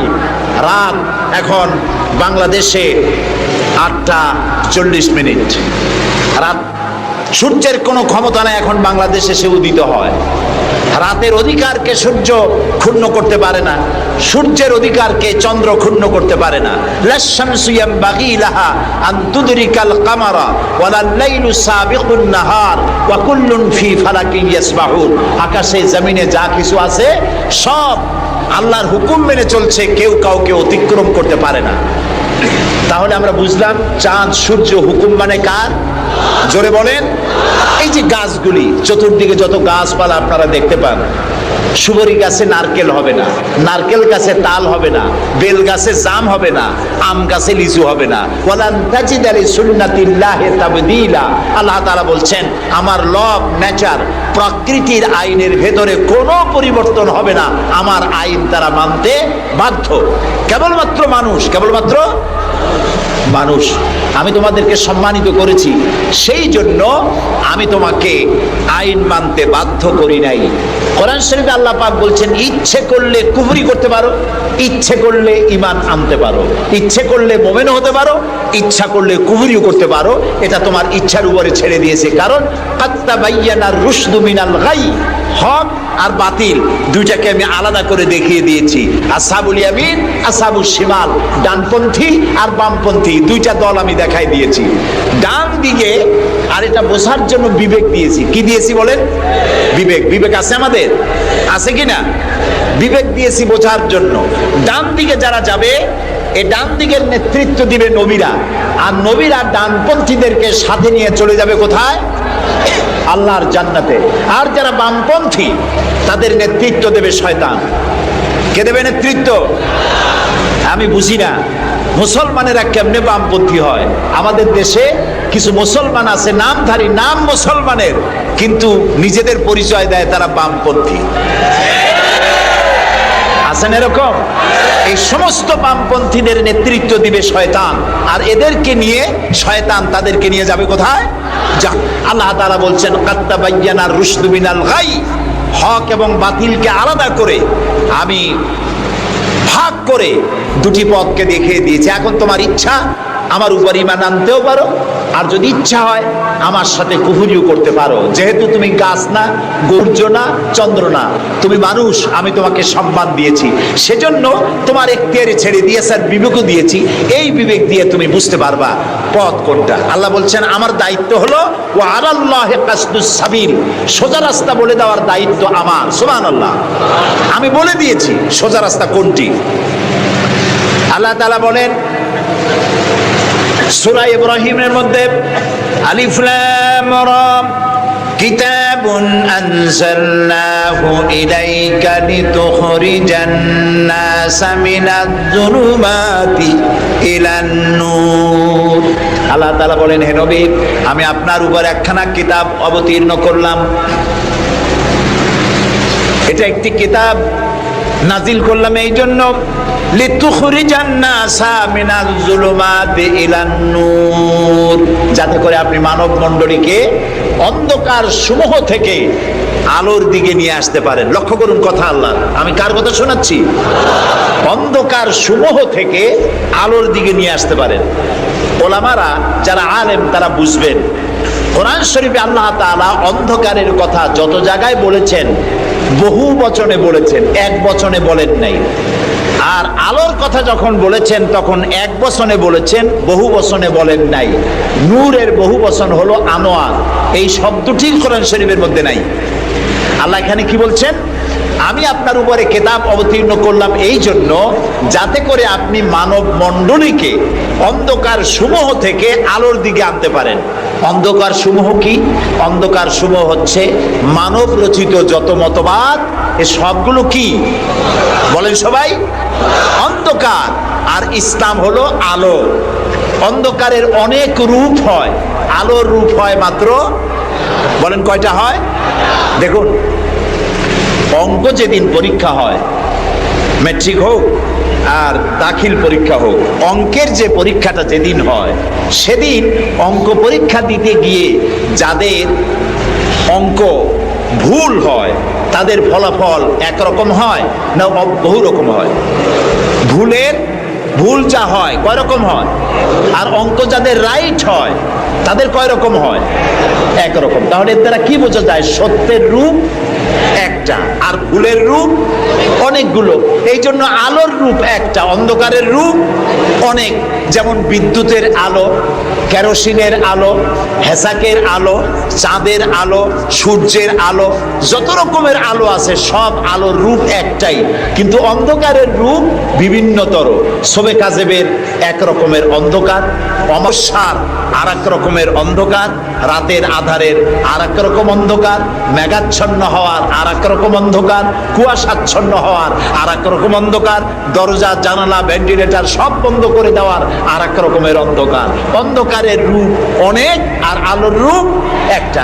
আল্লাহ বলছেন কোরআন এই জন্য নাজিল করেছি, লিতুখরিজান নাসা মিনাজ যুলুমাতি ইলান নূর, মানুষের তৈরি করা যত মতবাদ সব অন্ধকার,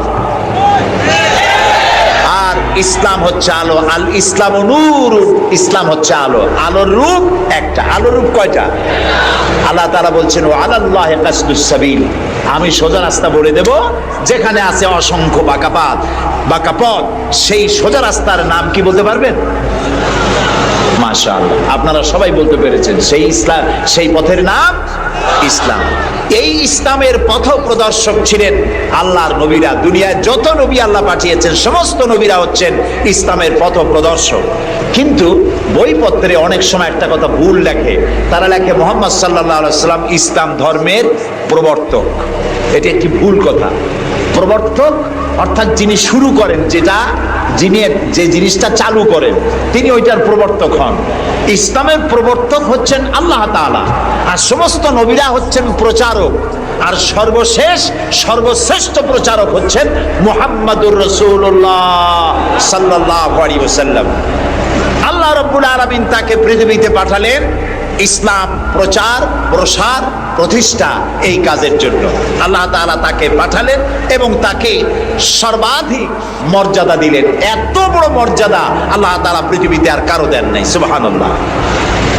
কোরআনে কারীমের মধ্যে আমরা দেখতে পাই আল্লাহ রাব্বুল আলামিন যখনই কোনো নবীকে ডাকার দরকার বোধ করেছেন তিনি নাম ধরে ধরে রেখেছেন। তিনি বলেছেন ইয়া আদম, ইয়া জাকারিয়া, ইয়া ইব্রাহিম, ইয়া ঈসা, ইয়া মূসা। গোটা কোরআন শরীফ তন্ন তন্ন করে যদি তালাশ করা যায় কোরআন শরীফের ভিতরে কোথাও ইয়া মুহাম্মদ এই শব্দটি, এই বাক্যটি কোথাও পাওয়া যাবে না। আল্লাহ তাআলা তার রাসূলকে মুহাম্মদ সাল্লাল্লাহু আলাইহি সাল্লামকে কোরআনে কারীমে কোথাও নাম ধরে ডাকেন নাই। কেন ডাকেন নাই? তাকে মর্যাদা দিয়েছেন। সুবহানাল্লাহ বলুন। আল্লাহ রাব্বুল আলামিন নিজে তো নাম ধরে ডাকেনি নাই, বরং কোরআনে কারীমে আল্লাহ রাব্বুল আলামিন বলেছেন ও পৃথিবীর মানুষেরা আমার নবীকে তোমরাও যেন পরস্পরকে যেভাবে নাম ধরে ডাকাডাকি করো, আমার নবীকে তোমরা সেভাবে নাম ধরে ডাকবে না। আল্লাহ নিষেধ করে দিয়েছেন। কোরআনে কারীমের মধ্যে আল্লাহ তাআলা তাকে নাম ধরে ডাকেন নাই, এবং তার মর্যাদা সমস্ত নবীদের চাইতে বেশি দিয়েছেন। পৃথিবীতে যত নবী এলেন, সমস্ত নবীরা এসেছেন যার যার এলাকার উপরে ভিত্তি করে, ভাষার উপরে ভিত্তি করে, গোত্রের উপরে ভিত্তি করে। মুহাম্মদ সাল্লাল্লাহু আলাইহি সাল্লাম শুধু আরবি ভাষাভাষীদের নবী ছিলেন না, শুধুমাত্র মক্কার এবং মদিনার নবী ছিলেন না, তিনি বিশ্ব নবী। বলুন তো কি নবী? আল্লাহ রাব্বুল আলামিন কোরআনে কারীমের মধ্যে বলেছেন, কুল ইয়া আইয়ুহান নাসু ইন্নী রাসূলুল্লাহি ইলাইকুম জামিআ। আল্লাহ তাআলা বলেন, হে নবী আপনি বলুন, ও পৃথিবীর মানব মণ্ডলী, আমি আল্লাহর পক্ষ থেকে তোমাদের সকলের জন্য আমি রাসূল হয়ে এসেছি। কিয়ামত পর্যন্ত এই পৃথিবীতে যত মানুষ আসবে সমস্ত মানুষের জন্য রাসূল বলেছেন, শুধু মানুষের জিন নয়, আল্লাহর সমস্ত সৃষ্টি জগতের জন্য আল্লাহ তাআলা আমাকে রাসূল করে পাঠিয়েছেন। সুবহানাল্লাহ। নবী করিম সাল্লাল্লাহু আলাইহি সাল্লাম পৃথিবীতে এলেন, এবং আল্লাহ তাআলা তাকে এই সম্মান দিয়ে, মর্যাদা দিয়ে পৃথিবীতে কেন পাঠালেন? সূরা ফাতহার মধ্যে আল্লাহ তাআলা বলছেন, هو الذي أرسل رسوله بالهدى ودين الحق ليظهره على الدين كله وكفى بالله شهيدا। আল্লাহ তাআলা বলেন যে তিনি আল্লাহ, যিনি তার রাসূলকে দ্বীনে হক আর সত্যের বিধান সহকারে পৃথিবীতে পাঠিয়েছেন। কেন? লিইউযহিরাহু আলা দ্বীনি কুল্লিহি, যাতে করে তিনি মানুষের তৈরি করা সকল মতবাদের উপরে ইসলামকে বিজয়ী করে দিতে পারেন। এই জন্য আল্লাহ তাআলা রাসূলকে এই পৃথিবীতে পাঠিয়েছেন। সুবহানাল্লাহ। রাসূলুল্লাহ পৃথিবীতে আসলেন এবং তিনি চরিত্র দিয়ে, যুদ্ধ করে নয়, ইসলাম প্রচার করেছেন কি দিয়ে বলেন? তরবারি দিয়ে নয়। ইসলাম মানে শান্তি, শান্তির ধর্ম। ইসলাম কিসের ধর্ম? শান্তির ধর্ম। মুসলমান কারা? যারা শান্তি প্রতিষ্ঠা করে তারাই। আর আল্লাহর এক নাম হচ্ছে সালাম। আল্লাহর এক নাম কি বলেন সবাই? সালাম। আল্লাহর নাম শান্তি, ইসলাম শান্তি, মুসলমানেরা চায় শান্তি। সেই শান্তি প্রতিষ্ঠার জন্য মুহাম্মদ সাল্লাল্লাহু আলাইহি সাল্লাম তরবারি দিয়ে ইসলাম আনেন নাই, তিনি ইসলাম এনেছেন তার অনুপম চরিত্র মাধুর্য দিয়ে, ব্যবহার দিয়ে, দিন প্রচার করে তার মাধ্যমে জনগণকে ইসলামের মধ্যে এনেছেন। কথা উঠতে পারে তাহলে যুদ্ধগুলো হলো কেন? বদর, ওহদ, হুনাইন, তাবুক, এগুলো ইয়ারমুক, কেন এই যুদ্ধগুলো হলো? এসব যুদ্ধ ছিল ডিফেন্সিভ। পৃথিবীর কোন ঐতিহাসিক কোন ব্যক্তি বলতে পারবে না যে মুহাম্মদ সাল্লাল্লাহু আলাইহি সাল্লাম সর্বপ্রথম আক্রমণকারী হয়েছেন কোন যুদ্ধে। বলতে পারবে কেউ? বলতে পারবে? তিনি তা করেননি। যখন আক্রান্ত হয়েছেন তখন তিনি প্রতিরক্ষামূলক যুদ্ধ করেছেন। আক্রমণাত্মক যুদ্ধ রাসূলুল্লাহ তার জীবনেও করেন নাই। সুবহানাল্লাহ। চরিত্র দিয়ে তিনি দুনিয়াকে বিজয় করেছেন। পৃথিবীতে যত নেতা আছে সমস্ত নেতাদের চরিত্র তো দুই রকম হয়। নেতাদের চরিত্র কয় রকম হয়? দুই রকম। একটা হয় পার্সোনাল ক্যারেক্টার, আর একটা হয় পাবলিক ক্যারেক্টার। একটা হয় জনগণকে দেখানোর, আর একটা হয় ব্যক্তিগত। রাসূলুল্লাহর চরিত্র এরকম দুই রকম ছিল না। একটু মাথা খাটায় চিন্তা করেন, পৃথিবীতে কোন নেতা আছেন যিনি জনগণের সামনে দাঁড়িয়ে বলতে পারবেন আমি ছাত্র জীবনে যা করেছি, যৌবনে যা করেছি, রাজনৈতিক নেতা হিসাবে গোপনে গোপনে যা করি, এসব কথাগুলি মানুষের কাছে, আমার দলের কাছে, দেশবাসীর কাছে খুলে বলে দাও, এরকম বলতে পারবে কেউ? একজনও পারবে না। যদি বলে তাহলে সব সর্বনাশ। এই পৃথিবীতে একমাত্র নেতা জনাবে মুহাম্মদুর রাসূলুল্লাহ সাল্লাল্লাহু আলাইহি ওয়াসাল্লাম। তিনি বলেছেন, ও আমার সাহাবীরা, ও আমার স্ত্রীরা, দিনের আলোতে আর রাতের আধারে আমার ভিতরে তোমরা যে আচরণ আমার দেখতে পাও, আমার ওঠা বসা, আমার চলাফেরা, আমার আচার আচরণ, যা কিছু আমার ভিতরে দেখতে পাও সবগুলি খুলে খুলে মানুষের সামনে বলে দাও। সুবহানাল্লাহ। রাসূলুল্লাহর চরিত্রের সার্টিফিকেট, তার আখলাক কেমন, এটা জানার জন্য হযরত আয়েশার কাছে কয়েকজন সাহাবী প্রশ্ন করেছিলেন, মা, রাসূলুল্লাহর কাছে বেশি সময় কাটাবার সুযোগ আপনি পান, তার ইনস অ্যান্ড আউট আপনি ভালো করে জানেন, বলুন তো তার আখলাক কেমন, তার চরিত্র কেমন? মা আয়েশা বললেন, তোমরা কি কোরআন পড়েছো? বললেন, হ্যাঁ কোরআন পড়েছি। কোরআন কি বোঝো? হ্যাঁ কোরআন বুঝি। হযরত আয়েশা বলেন, কোরআন যদি পড়ে থাকো, কোরআন যদি বুঝে থাকো, রাসূলের চরিত্র আমার কাছে জানার কোনো দরকার নাই। যেটা কোরআন তোমরা পড়েছো, কোরআনের বাস্তব নমুনা যদি দেখতে চাও, আল্লাহর নবীর দিকে তাকায়া দেখো। তার চরিত্র হলো কোরআন। রাসূলুল্লাহর চরিত্র কি? কোরআন।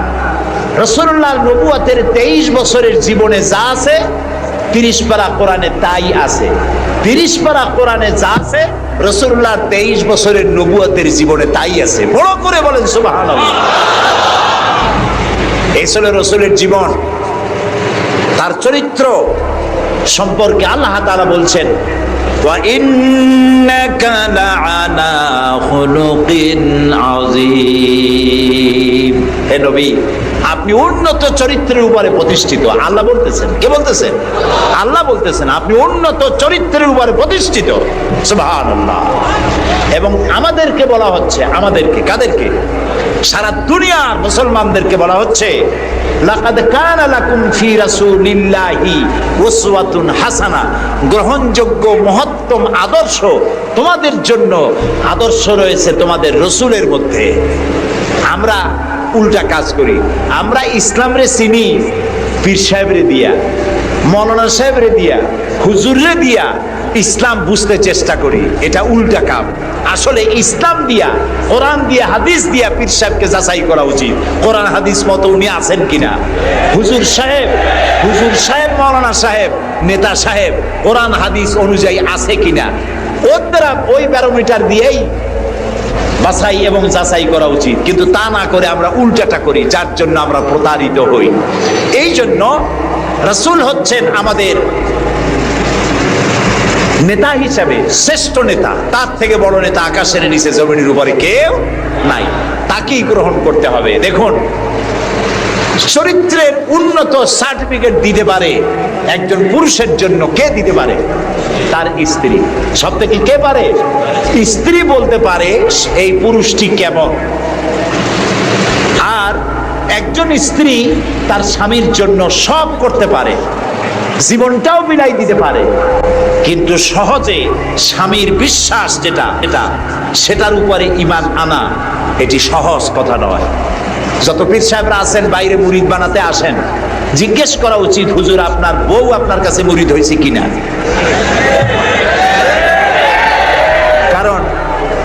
কারণ বউ জানে। বাইরে এসে যতই হুজুর অনেক কিছু নামের আগে মিসবাহুল আরিফিন, সিরাজুস সালিকিন, তারপরে কি কুতুবে রব্বানি, গাউসে সামদানি, আশেকে পান্দান, সিয়াহে দান্দান, এই যতই বলা হোক না কেন, কিন্তু আসলে উনি কি ওনার বউ চাইতে কেউ ভালো জানে না।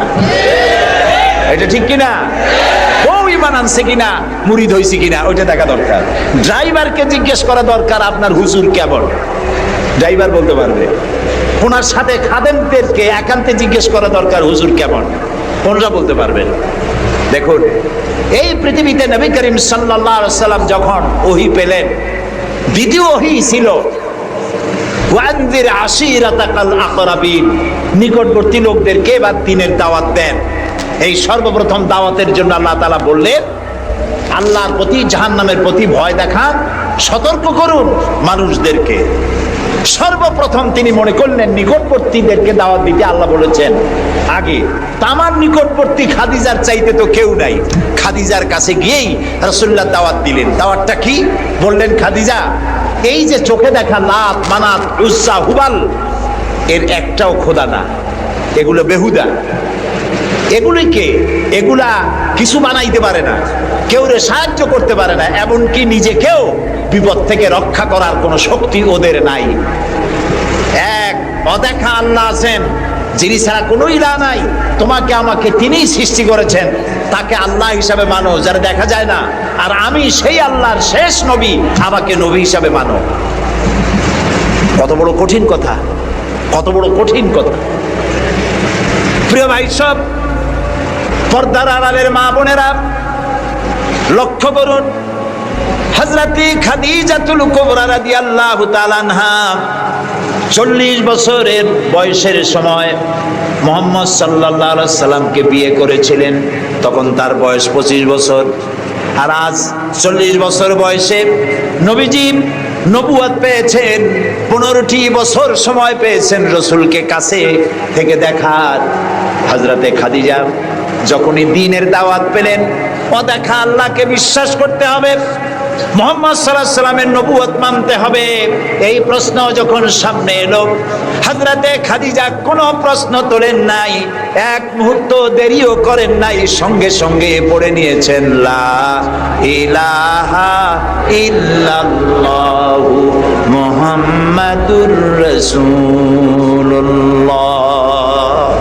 হযরত খাদিজা বললেন আবুল কাসেম, তিনি মুহাম্মদ সাল্লাল্লাহু আলাইহি সাল্লামকে আবুল কাসেম বলে ডাকতেন, হে কাসেমের পিতা, হে কাসেমের পিতা, আমি ঈমান আনলাম আল্লাহর উপরে যারে কোনোদিন দেখি নাই, আমি ঈমান আনলাম আপনার প্রতি, সেই আল্লাহর আপনি প্রেরিত রাসূল, নবী হিসেবে মেনে নিলাম, কারণ বিগত 15টি বছর আপনার সাথে থেকে আপনার মধ্যে যে আচরণ দেখেছি, এই আচরণ কোনো সাধারণ মানুষের হতে পারে না, আপনি অবশ্যই আল্লাহর নবী, আমার কোনো সন্দেহ নাই। রাসূলুল্লাহ যা করেছেন, চারিত্রিক বিপ্লব করেছেন, তার কৈশোর, তার যৌবন ওই জনগণের মধ্যেই হয়েছে। আল্লাহ তাআলা সিরিয়া থেকে নবী এনে মক্কায় চাপায় দেন নাই, মিশর থেকে নবী এনে মক্কার উপরে চাপায় দেন নাই, ওই সমাজেই তিল তিল করে তিনি বড় হয়েছেন মানুষের মাঝে। আর মানুষেরা এক পর্যায়ে মুহাম্মদ এই নামটা ভুলিয়ে গেল, তাকে ডাকা শুরু করলো আল আমিন বলে। সুবহানাল্লাহ, এটা নবুয়ত পাওয়ার অনেক আগে তাকে ডাকতো আল আমিন, বিপদে পড়লে বলতো চলো আল আমিনের কাছে যাই, ঝগড়া হলে বলতো চলো আল আমিনের কাছে যাই, আমানত রাখতে হবে চলো আল আমিনের কাছে যাই। তার নামই লোকেরা ভুলে গেল, এক পর্যায়ে নাম প্রচারিত হলো আল আমিন, মানে কি? বিশ্বাসী। তিনি নিজেকে তিল তিল করে গড়েছেন, আল্লাহ তাআলা গড়ে তুলেছেন তাকে।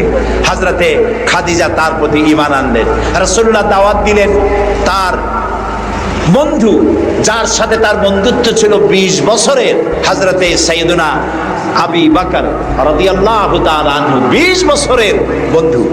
হযরত আবু বকরের কাছে রাসূলুল্লাহ যখন দাওয়াত দিলেন যে আমি আল্লাহর রাসূল, আমার উপর ঈমান আনো, এক আল্লাহর উপর ঈমান আনো, হযরত আবু বকরও এক মুহূর্ত দেরি করেন নাই, বলেছেন আপনি অবশ্যই আল্লাহর নবী, আমার তো কোনো সন্দেহ নাই এর মধ্যে। সুবহানাল্লাহ।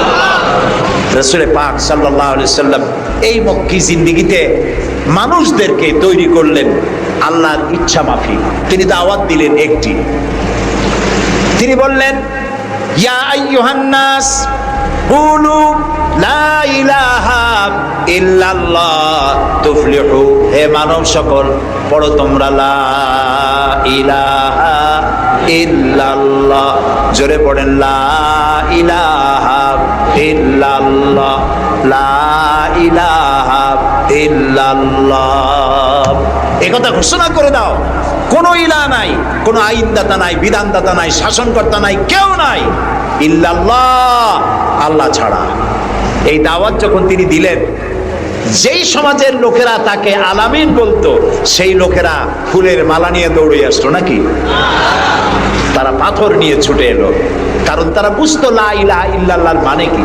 লা ইলাহা ইল্লাল্লাহর মানে শুধু কোনো ইলাহ নাই আল্লাহ ছাড়া, মুহাম্মদ সাল্লাল্লাহু আলাইহি ওয়াসাল্লাম আল্লাহর প্রেরিত রাসূল, এই কথাটুকু যদি শুধু হইতো তাহলে মাইর খাওয়া লাগতো না। রাসূলুল্লাহ মাইর খান নাই, মুসা আলাইহিস সালাম মার খান নাই, ইব্রাহিম আলাইহিস সালাম খান নাই, এমন কোন নবী নাই।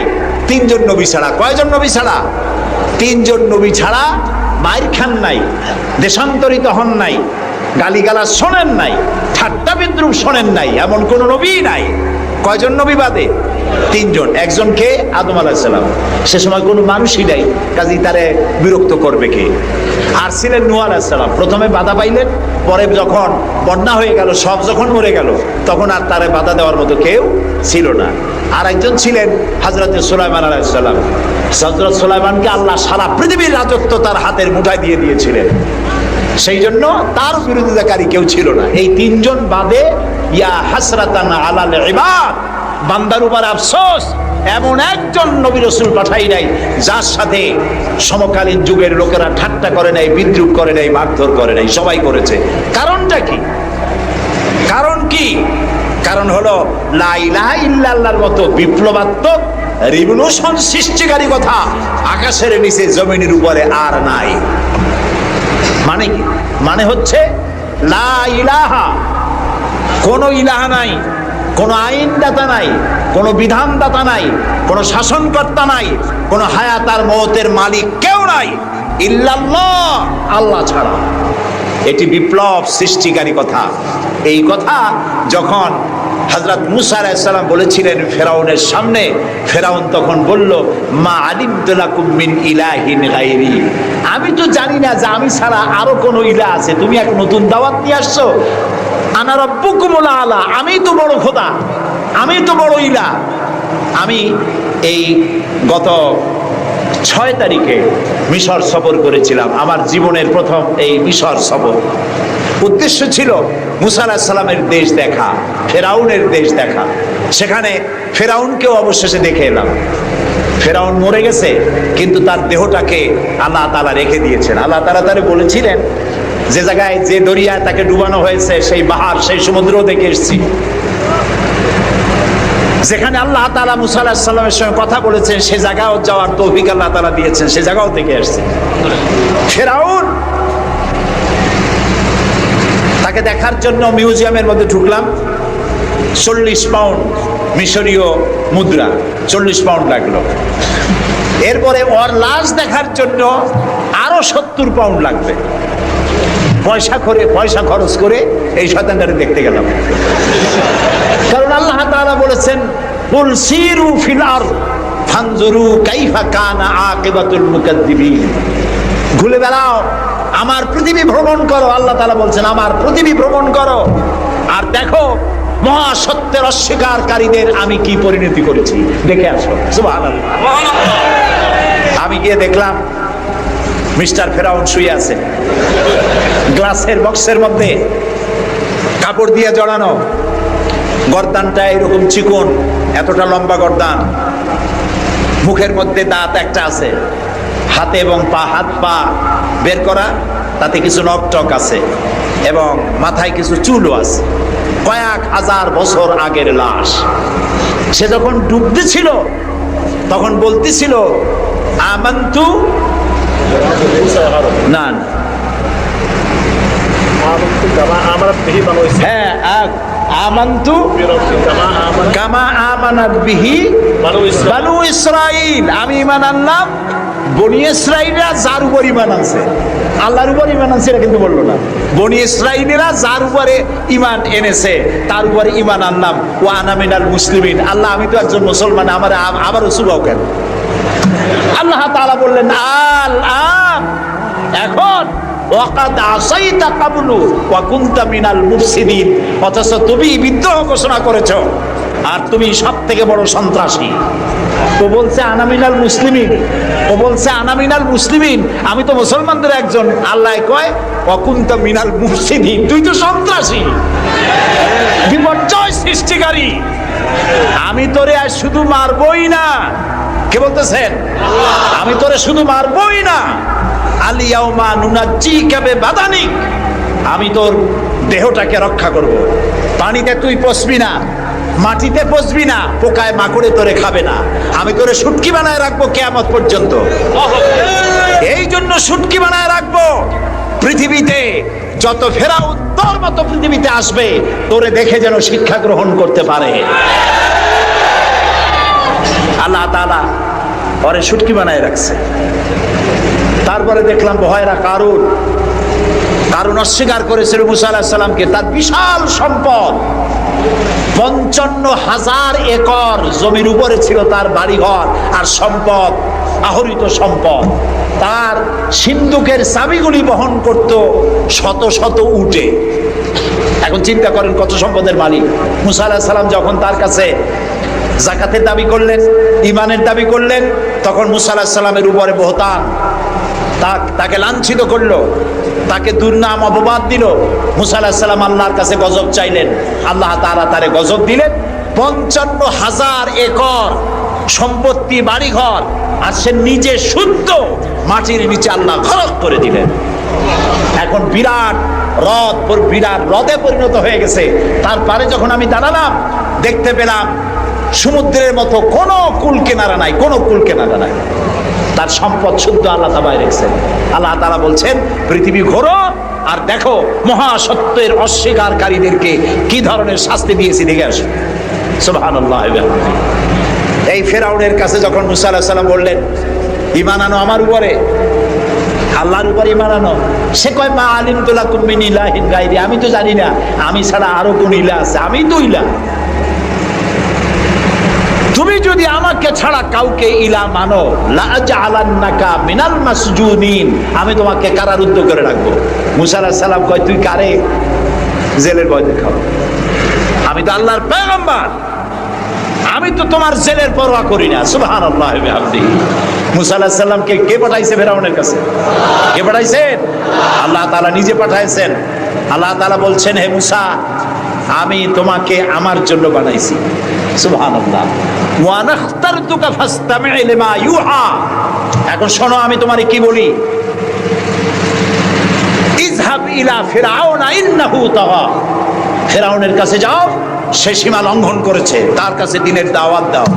মুসা আলাইহিস সালাম বললেন, আল্লাহ, আমি তো কথা বলতে কি একটু তোতলা ভাব, আমি তো কথা ভালো করে বলতে পারি না। রব্বিশ রাহ লি সাদরি ওয়া ইয়াসসির লি আমরি ওয়াহলুল উকদাতাম মিন লিসানি ইয়াফকাহু কাওলি। আল্লাহ তাআলা আমার সিনাটারে খুলে দাও, আমার বক্তব্যকে স্পষ্ট করে দাও, আমি যা বলি তা যেন মানুষ বোঝে সুযোগ করে দাও। হারুনা খিসদুদ বিহি আজরি ওয়া আশরিকহু ফি আমরি, আর আমার ভাই হারুনকে আমার সহযোগী করে দাও। সুবহানাল্লাহ। তিনি আল্লাহর দাওয়াত দিলেন। এই দাওয়াত দিতে গিয়ে হযরত মুসা আক্রান্ত হয়েছেন, ইব্রাহিম আলাইহিস সালাম আক্রান্ত হয়েছেন, নবী করিম সাল্লাল্লাহু আলাইহি ওয়াসাল্লাম আক্রান্ত হয়েছেন। আবু জাহেল, আবু লাহাব, উতবা, শাইবা, মুগীরা সবাই মিলে বলেছে আবু তালেবের কাছে, মুহাম্মদ সাল্লাল্লাহু আলাইহি ওয়াসাল্লামকে বলুন যেন লা ইলাহা ইল্লাল্লাহর দাওয়াতটা না দেয়। এই দাওয়াতটা যদি না দেয়, যত বড় সুন্দরী মেয়ে উনি পছন্দ করবেন তার সাথে বিয়ে দিয়ে দেবো। টাকা চাই, সোনা চাই, সব দেবো, নেতৃত্ব চাই, তাও দেবো। আল্লাহর নবীর কাছে এই প্রস্তাব যখন এলো, নবীজি বললেন, আমার চাচা, আপনি ওদেরকে শোনায় দেন। ওদের পক্ষে যেটা দেওয়া সম্ভব সেটা তো দেওয়া দূরের কথা, যেটা দেওয়া সম্ভব নয় তাও যদি ওরা আমাকে দিতে পারে, আকাশের সূর্যটা এনে যদি আমার ডান হাতে উঠায় দেয়, আর আকাশের পূর্ণিমার চাঁদটা যদি আমার বাম হাতে উঠায় দেয়, এর বিনিময়ে আমি মুহাম্মদুর রাসূলুল্লাহ সাল্লাল্লাহু আলাইহি ওয়াসাল্লাম এক মুহূর্তের জন্য তাওহীদের দাওয়াতকে বন্ধ করে দেব না। নবী করিম সাল্লাল্লাহু আলাইহি ওয়াসাল্লাম মক্কি জিন্দেগিতে মানুষের কাছে কালেমার দাওয়াত পৌঁছালেন। আর মূল লক্ষ্য হচ্ছে পৃথিবী কার? বলেন, পৃথিবী কার? আইন চলবে কার? আল্লাহর। সেই আইন প্রতিষ্ঠা করার জন্য একা একা করা যাবে না, একটা জনগোষ্ঠী তৈরি করা দরকার, একটা দক্ষ জনশক্তি তৈরি করা দরকার, যারা দেশ পরিচালনায় যোগ্য। এরকম লোক রাসূলুল্লাহ মক্কির জীবনে 13 বছরে দক্ষ একটা জনগোষ্ঠী তৈরি করে ফেললেন। সুবহানাল্লাহ। দেখছেন দক্ষতারে কয় আবু বকর, ওমর, ওসমান, আলী, খাব্বাব, খুবাইব, আমের, তালহা, সুবাইর, আবু উবাইদা ইবনুল জাররাহ রিদওয়ানুল্লাহ তাআলা আলাইহিম আজমাইন। এই সব লোক তৈরি হয়ে গেল। সুবহানাল্লাহ। এই সব লোক তৈরি হয়ে যাওয়ার পর যে উদ্দেশ্যে রাসূলকে পাঠানো হয়েছিল সেই উদ্দেশ্য এখন কার্যকরী হচ্ছে। আমরা তো উল্টোপাল্টা কাম করি। 12ই রবিউল আউয়াল আসলেই পতাকা দিয়ে রাজধানী সাজাই। 12ই রবিউল আউয়াল আসলেই বিরাট একটা মিছিল, কোন একজন লোককে সামনে রাখা, তারপর একটা মিছিল শুরু হয়ে গেল, তোমপে লাখ ও সালাম।